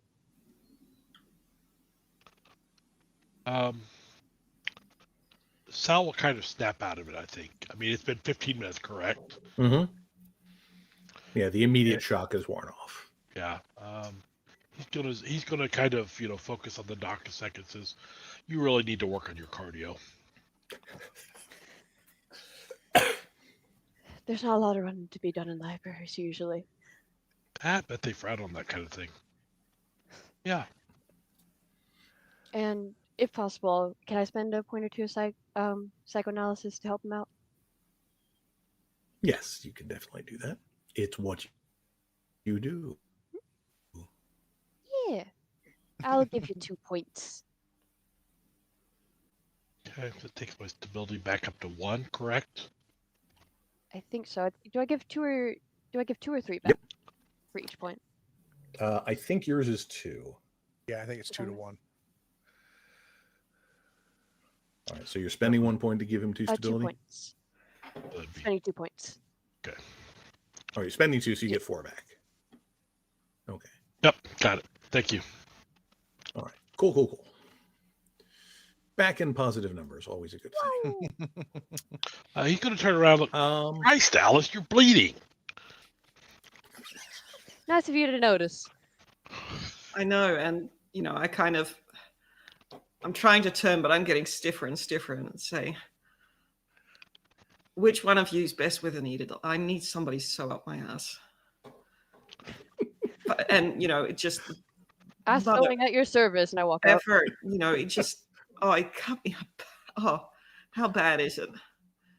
And It's bad enough that you think your back is your ass. So I just kind of I push aside whatever's on the table. I'm fed up, and just put my bag down and start taking the stuff out and kind of leaning over it and say, Adrian, I should have. Did they cover sutures in Mind Doc school? Mind Doc. I had a few body doc friends. Don't worry, they taught me what to do. Sounds like you're going to come up and try to help close the wound so that the stitching is tight. Yeah. So, I mean, and I'll be giving directions and lots of antiseptic, lots of antiseptic. Alice, my dear, I assure you, I have taken classes in first aid. It's just sounding a bit annoying, like a 20-something, or it's like, I know what I'm doing. Just I haven't what I'm actually doing. done it in a while, but I know what I'm doing. But it's fine. I'm good at this. And while the three of them are occupied, Brian, I Mhm. think that I am trying to search the place, trying to see, is there any papers here that are significant to me? Is there any books on the Mhm. shelf that are standing out? Like I'm Right. trying to keep myself busy as much as Sure. anything, but Sure. trying to see if I can't find anything that means something. Yeah. So what you see, I mean, the main stuff on the table seems to be some of the stuff I was telling Mac about last time. There's basically a lot of documents about, it looks like she's been sending expeditions out to all these places around the world. Try, and like weird places with like mystic reputations or whatever. And it looks like she's been trying to figure out where the mouths connect to. She's like, there's got to be a body somewhere. There's got to be a stomach somewhere, and she wants wanted to find out where it is. It doesn't look like she's found it yet. Okay. Let's see. As far as the books, you do have a little occult knowledge, if I remember correctly. Let's take a look here. See. I think Sal has. I think it's Sal that you're thinking of. Yeah. It's not me. Okay, I had one for each of you. Interesting. All right, I'll correct that. Yeah, Sal has. Okay. So, well, once you're done with the first aid, then we'll get to that. Yeah, I mean, for you, you just see, thousands of books here in different titles and groupings and languages. I'm going to collect whatever map or indication for all of these places are. I'm just going to be stuffing that. Yeah, she's got basically a big journal that seems to be covering all this stuff. I'm going to share this out to the group. It's pretty long, so I don't know that we need to go in and look at it now, but it'll give you something to look at as far as stuff that is there. Perfect. And then the other thing I think you would see, just kind of looking through the journal, because that seems to be like the key of where things are going. There are kind of a bunch of letters tucked in here and there, and as well as some just regular journal entries. You see a couple references to the mouth and things are going on. And after a moment, you want to spend a point of evidence collection or maybe forensics?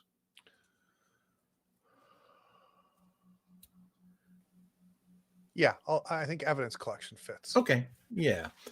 So you start, going through and putting things together, because we know that it's very important for James to figure out where the mouth is. And she never actually comes out and says it in her notes, but it looks like the implication seems to be that the mouth is somewhere close to or connected to the fighting pits back in Bangkok proper. Oh shit! So it it's not doesn't on this seem to island. be here. And There are Oddly, references to the fights like feeding the mouth. okay, oddly, I'm not acknowledging the minor surgery that's happening here. I'm just completely preoccupied, and as soon as I realize that, I just stop and look at the three of you like you've been waiting for me to say something, even though you haven't. And I go, it's not here. There's no mouth here. I think it's at the fighting pits back on the mainland. That's what was beneath the grates. Beneath the what? Remember, they kept dumping the body parts into a grate. Oh shit. I thought that was just drainage. Well, at least I know where to look now. I just figured it was an alligator. Could be an alligator. We got dropped off, right? We don't have a boat. Correct. Lohman said the boat would come back to pick you up at Okay. sunset, whether or not he was telling the truth. What time is it about now? Do we know? Do we think? It's probably mid-afternoon, like 3-4 o'clock. So you got a couple hours.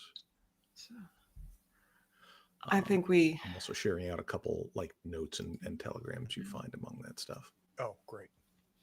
I think as Alice is, perhaps putting stuff away. I don't know how much point in just taking some more painkillers, and she'll hand some to whoever wants them. I think Um, everybody's a little beat up right now. yeah, I think I said, let's just gather up everything we think we want to bring, and then I'll kind of stiffly walk towards Loman and, well, kick him softly, nudge Okay. him. He It's sort like, of groans a little bit, but he yeah, doesn't really move. like, torch the place and bring this guy along and wait for the boat. And you just see me nodding. Sal's going to start looking around for things. I mean, Yeah, I mean, James has got most of the notes and stuff from a library standpoint. You do see, I mean, there's a lot of occult books here. I mean, books that you've heard of, not necessarily that you've seen. And the way they're grouped, you'd guess there are probably more of them in other languages that you don't speak, but that seem to be like with some of the other cult stuff. The one that probably is the most recognizable to you is a big multi-volume set of books called The Revelations of Glocki, which is supposedly about this some sort of weird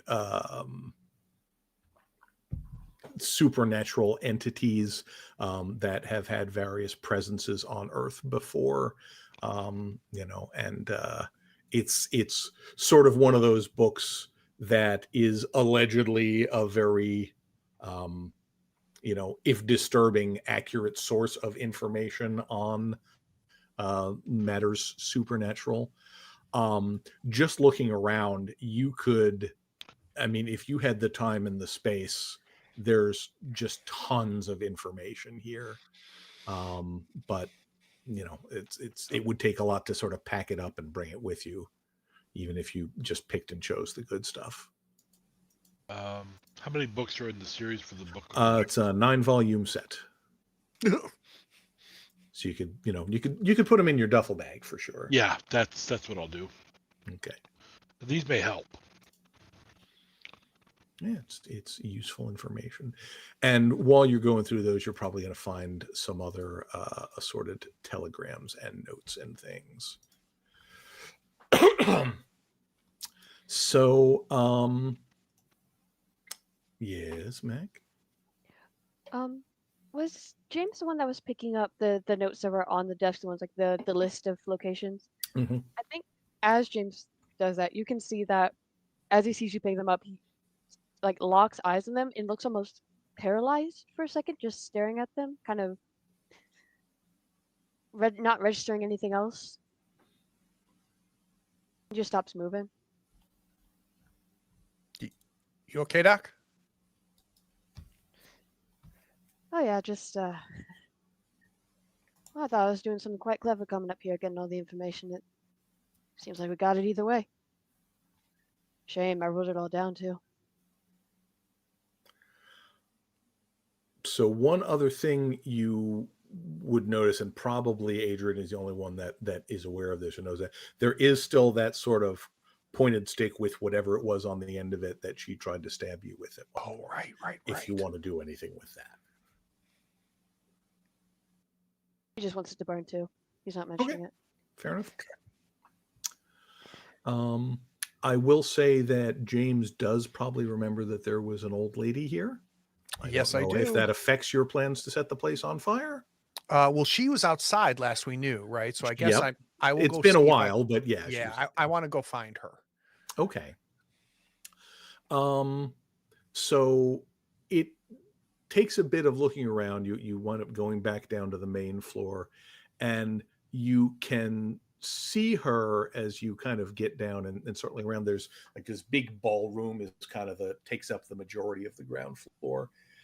And you can see this old woman kind of very slowly and cautiously like edging her way along. She's like got a hand on the wall and is just sort of like almost tiptoeing her way along. I mean, she's got to be 90. Right. But she's like making her way back towards the stairs leading up. Yeah, I'm gonna come to her and I'm gonna. And did I do I know if she speaks English or not? I can't remember. You do not. You haven't had any communication with her. You just kind of Okay, saw so her at a distance. So I'm going to say to her, I said, can you speak English? And she and I'm helping her. I'm being very. You're pretty observant, James. So when you say that to her, she kind of jumps and does this. But as you were approaching, you're pretty sure she heard your footsteps. So you think she may be selling it a little more than she was. And she looks kind of near you. She's got these big milky white cataract eyes. Okay. And she says, "Who are you?" We're people that are trying to stop everything that's happening here, and this house is going to burn, and we're going to take you back to the mainland. So I need you to come with us. Where is Savitri? She's gone. I'm sorry, but she's gone. You need to come with us.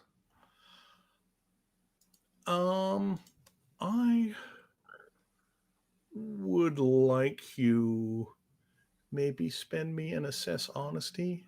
Oh my God. If you would. Look, man, you got these skills for a reason. I know. I don't like the fact that I need to use them though. Okay. So what, and you see her reaction, and you see, like, for a second when you say she's gone, there is a flash of relief in her face, and then she quickly kind of covers it up and says, no, that can't, and like starts calling out for Savitri. You're pretty sure this woman is a lot sharper than she lets on. And you know what? That's fine. That's fine. If she want whatever, I'm going to gently but physically take control of her, and I'm going to escort her outside. Yeah, there's no difficulty in that at all. She's this tiny, frail, blind woman. And she keeps muttering and calling out for Savitri in English and Thai. But yeah, you're able to get her outside, no problem. Yeah, and I just the whole time I'm like, we're gonna take you back to the mainland. Everything that happened here is over, and we're gonna find somewhere safe, find family or something on the mainland. But we're taking you off this island. Would you be willing? I know I'm making you put a lot of points in here. Would you be willing to spend me a point of reassurance? No question. Okay. So, as you're telling her this, everything that's gone here is gone. And she, at some point, apparently you have convinced her, because she just kind of, I think when you get outside of the house, she just kind of sits down heavily on like the edge of an old stone fountain or something, and says, she did so many horrible things. She can't do that anymore. There are. Did you find the animals? No, where are the animals? I don't know. I think they're with her a lot. I can hear them. What kind of animals? Barking, and I don't know. I can't tell what it is, but I can hear them sort of hissing and spitting like a cat, maybe. Shit. Stay here. Don't go inside the house. All right. And I don't know who's closest, or who I'm gonna get. As far as I know, everybody else is still like in the library finishing packing up and probably setting flammable liquids here and there. Yep. I'm gonna come up there and I'd say, the old lady's out of the house. She's safe. I'll explain it later. I think it's that's mother. I don't know. She's like 150 years old, blind, but she said that she did awful things, and she said that there's animals or something around here, something hissing. I'm assuming it's more mouths. Probably the ones on her. Maybe I don't know, but I think we need to. I think I'm gonna go see if I can't find out what's going on before we burn this place down. I think James, it was whatever was on her. We, get Loman, and we'll torch the place. I agree, and I look at my watch. I think we still have an hour. So yeah, let's get Loman out of here. I'm going to give, and I'm a little manic, right? So I'm just going to give the place another look. I need to know. I'll help James. And James, if there are any mouths here, if we miss them, they're going to go up in flames with everything else, right? I need to know that that's what we're burning down. And I think a lot of this is being affected by the fact that I saw the nursery. I have a really bad feeling about that.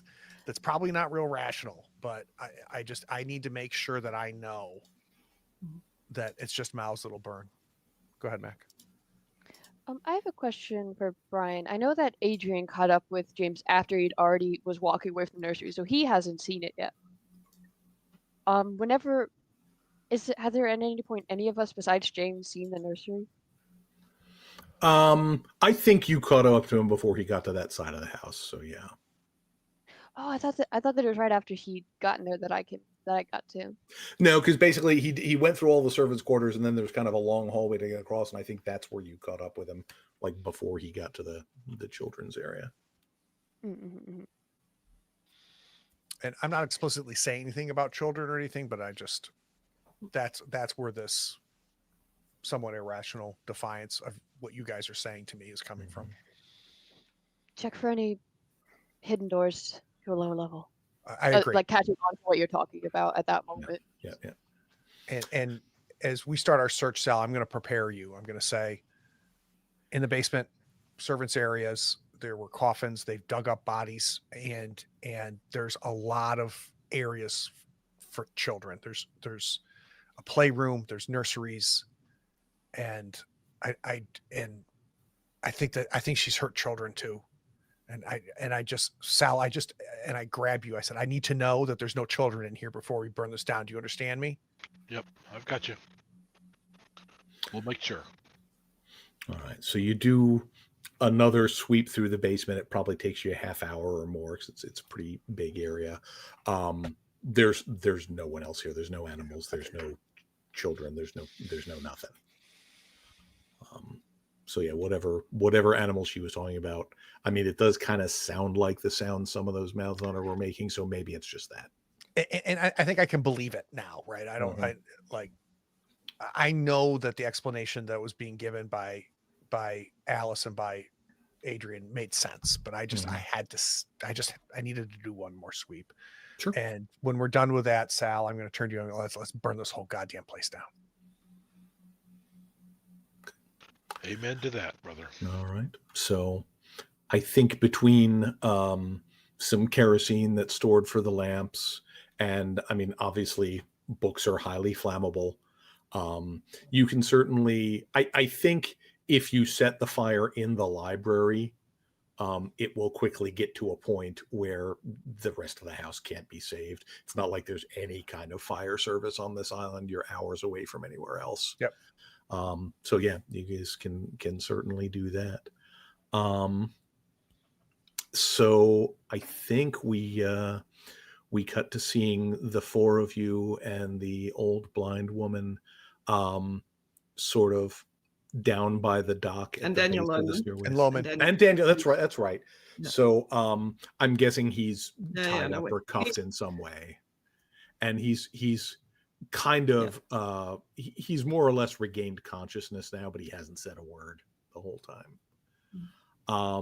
And we sort of, see you guys at the dock and sort of zoom out a little bit, and you see this mansion just in flames and smoke in the background as a boat comes pulling up to the dock.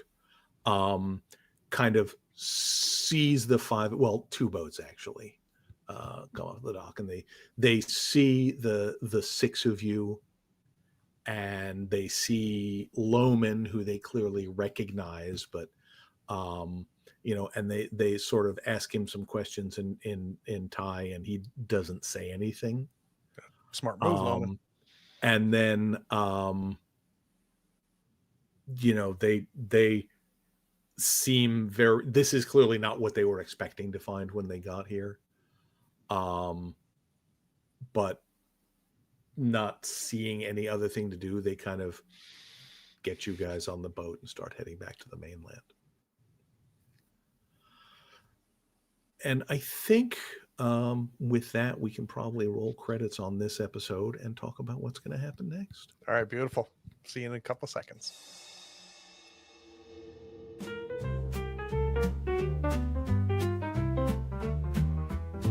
In a mansion grand where secrets lie, Walter Winston lived, but he had to die. His daughter Janet, fierce and bold, hired a team to find the stories untold. Oh, Walter Winston, Mr. Mystery Man, caught in a web of a sinister plan, with cults and crimes and shadows so dark. His story ignites like a match to a spark. Ex-cop, doc, gangster, nurse in the mix, unraveling truths in a dance of tricks. Swinging through secrets, meet the moon's gleam. They chase the spurs of a deadly dream.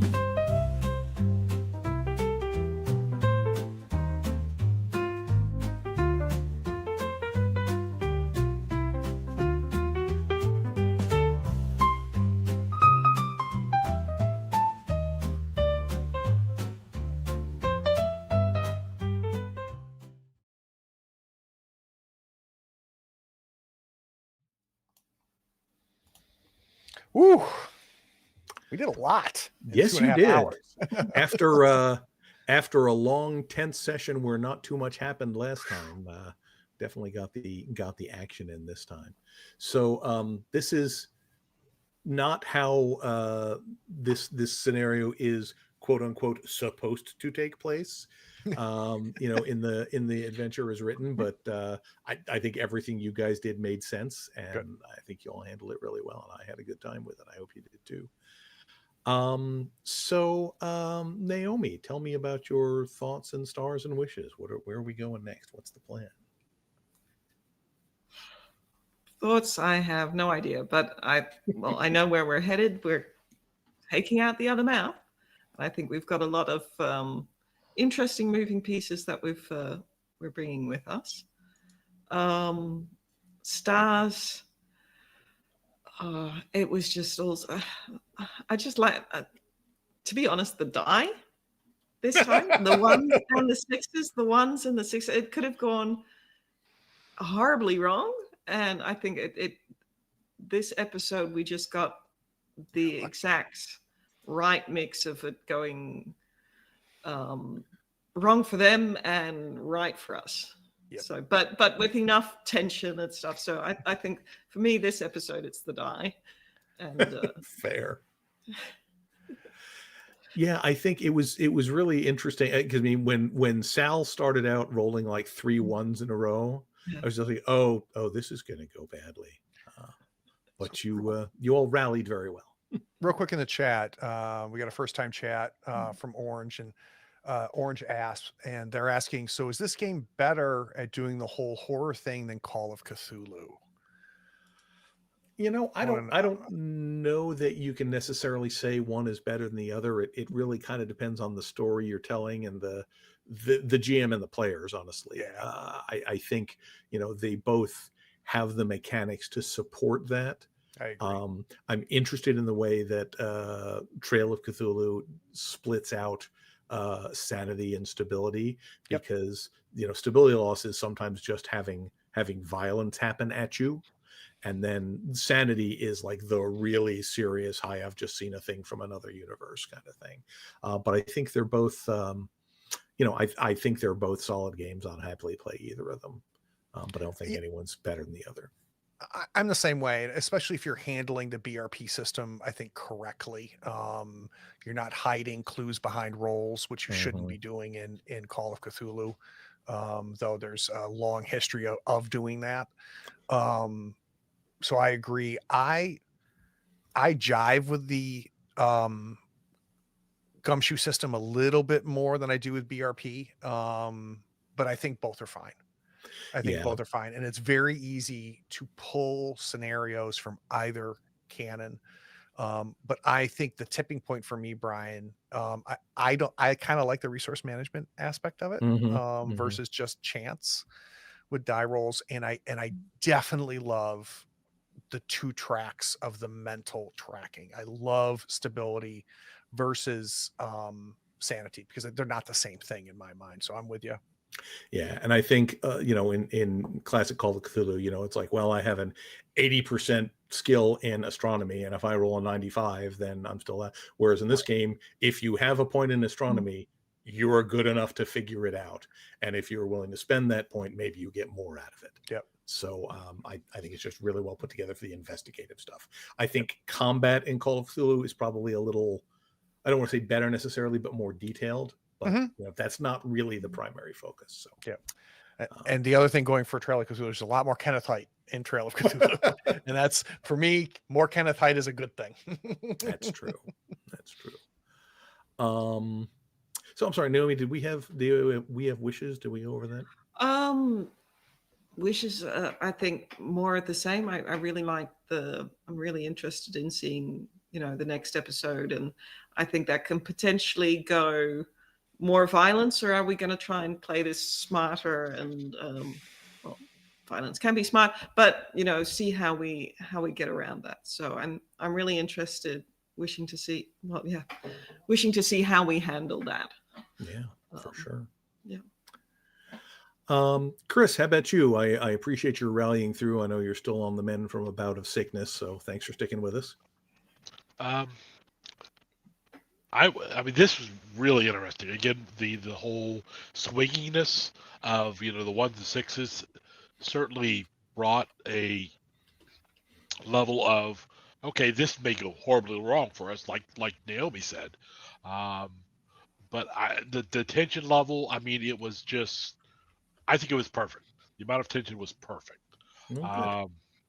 As far as stars go, I really like the we don't see it with Alice much, but the whole jump on the back and try to get this rag in Loban's mouth. That's Sal's got some fighting tips for her in the future. And then wishes, I don't know that I have any wishes other than to continue playing and play at a much more frequent interval. Yeah, I would like that too. Mac, how about you? Thoughts, stars, and wishes. Thoughts. Adrian is doing so wonderfully mentally. He's the best he's ever been, really. Doing great. He's not doing great. No. And this is the first time I think that he's really near cracking around any of these people. The closest he's gotten as far as letting Sal know that he's in a state of dread. But yeah, he'll be fine. I think for stars, you really handled going between the 2 scenes well, and then merging them together once we all got to the library door in the stairwell. I really liked how it went, how you kind of wove between all of them and then put them together. That was really well done. Excellent. And wishes, well, I got one of my wishes for Adrian is he got to show off how smart he is, and much to my own benefit, not to his, it cost him a bit. So I am excited to see if that continues to cost him, if him having ideas continues to put him at a target. I'm very excited to see how that goes for him, because he'll do great. That is the nature of an investigative drive, is like, I do dumb things because I have to. So, yep. Much appreciated. Stars and wishes, I love all of you guys. I can't pick one of my favorite. It's like picking a favorite child. Not that I have any children. But I really enjoy the way you all took clever approaches, and made it work even when situations were bad. I will ask you to start thinking about, because once you deal with the mouth in Bangkok proper, we'll need to figure out where you want to go next, and we'll talk about that. But just start thinking about that in the back of your Well, mind. Adrian has ideas. Oh, I'm sure. Made the list. We need to go back to Bianca. That's true. Sal is on a schedule. Yes, he is. He has a fun new scar to show Bianca. Oh God, she'll love that. Yeah. Craig, how about you? Stars, wishes, etc.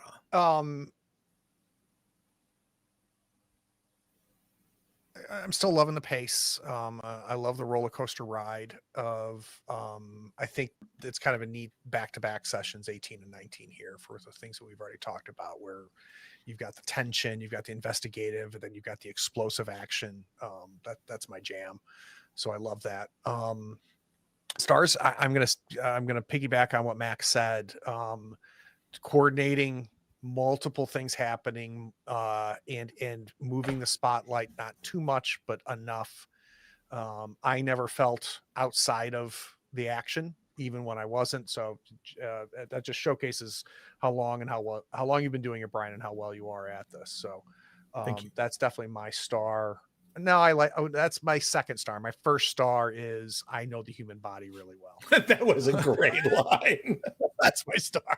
And then wishes.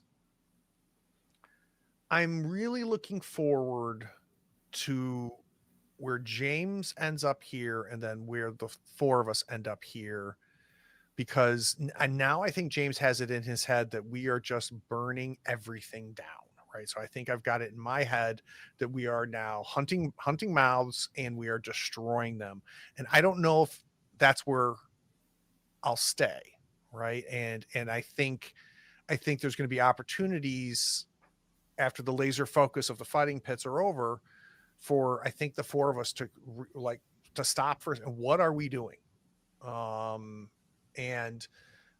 really interested to see, especially with all this new information. Obviously, we're going to learn stuff at the pits.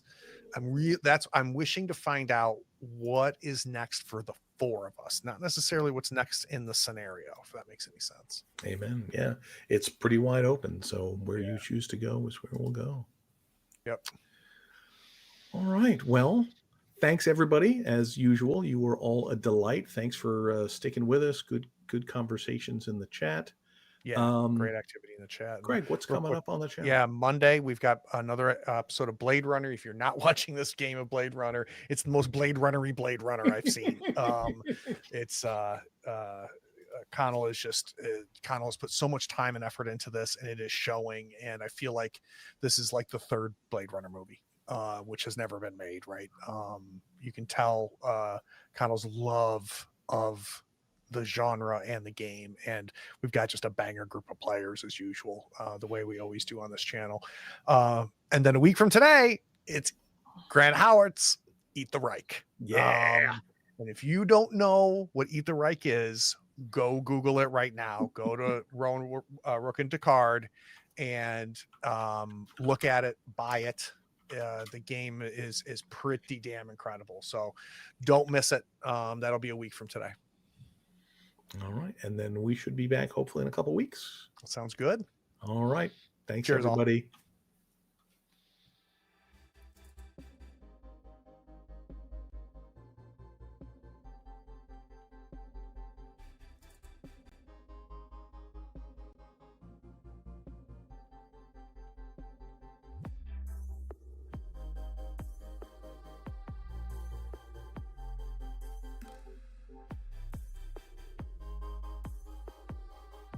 Howdy friends, thank you for watching.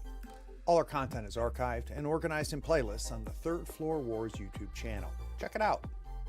And if you could like, follow, subscribe, and even set your notifications to this channel on YouTube and Twitch, we'd appreciate it, and it'll make sure that you catch all of our content.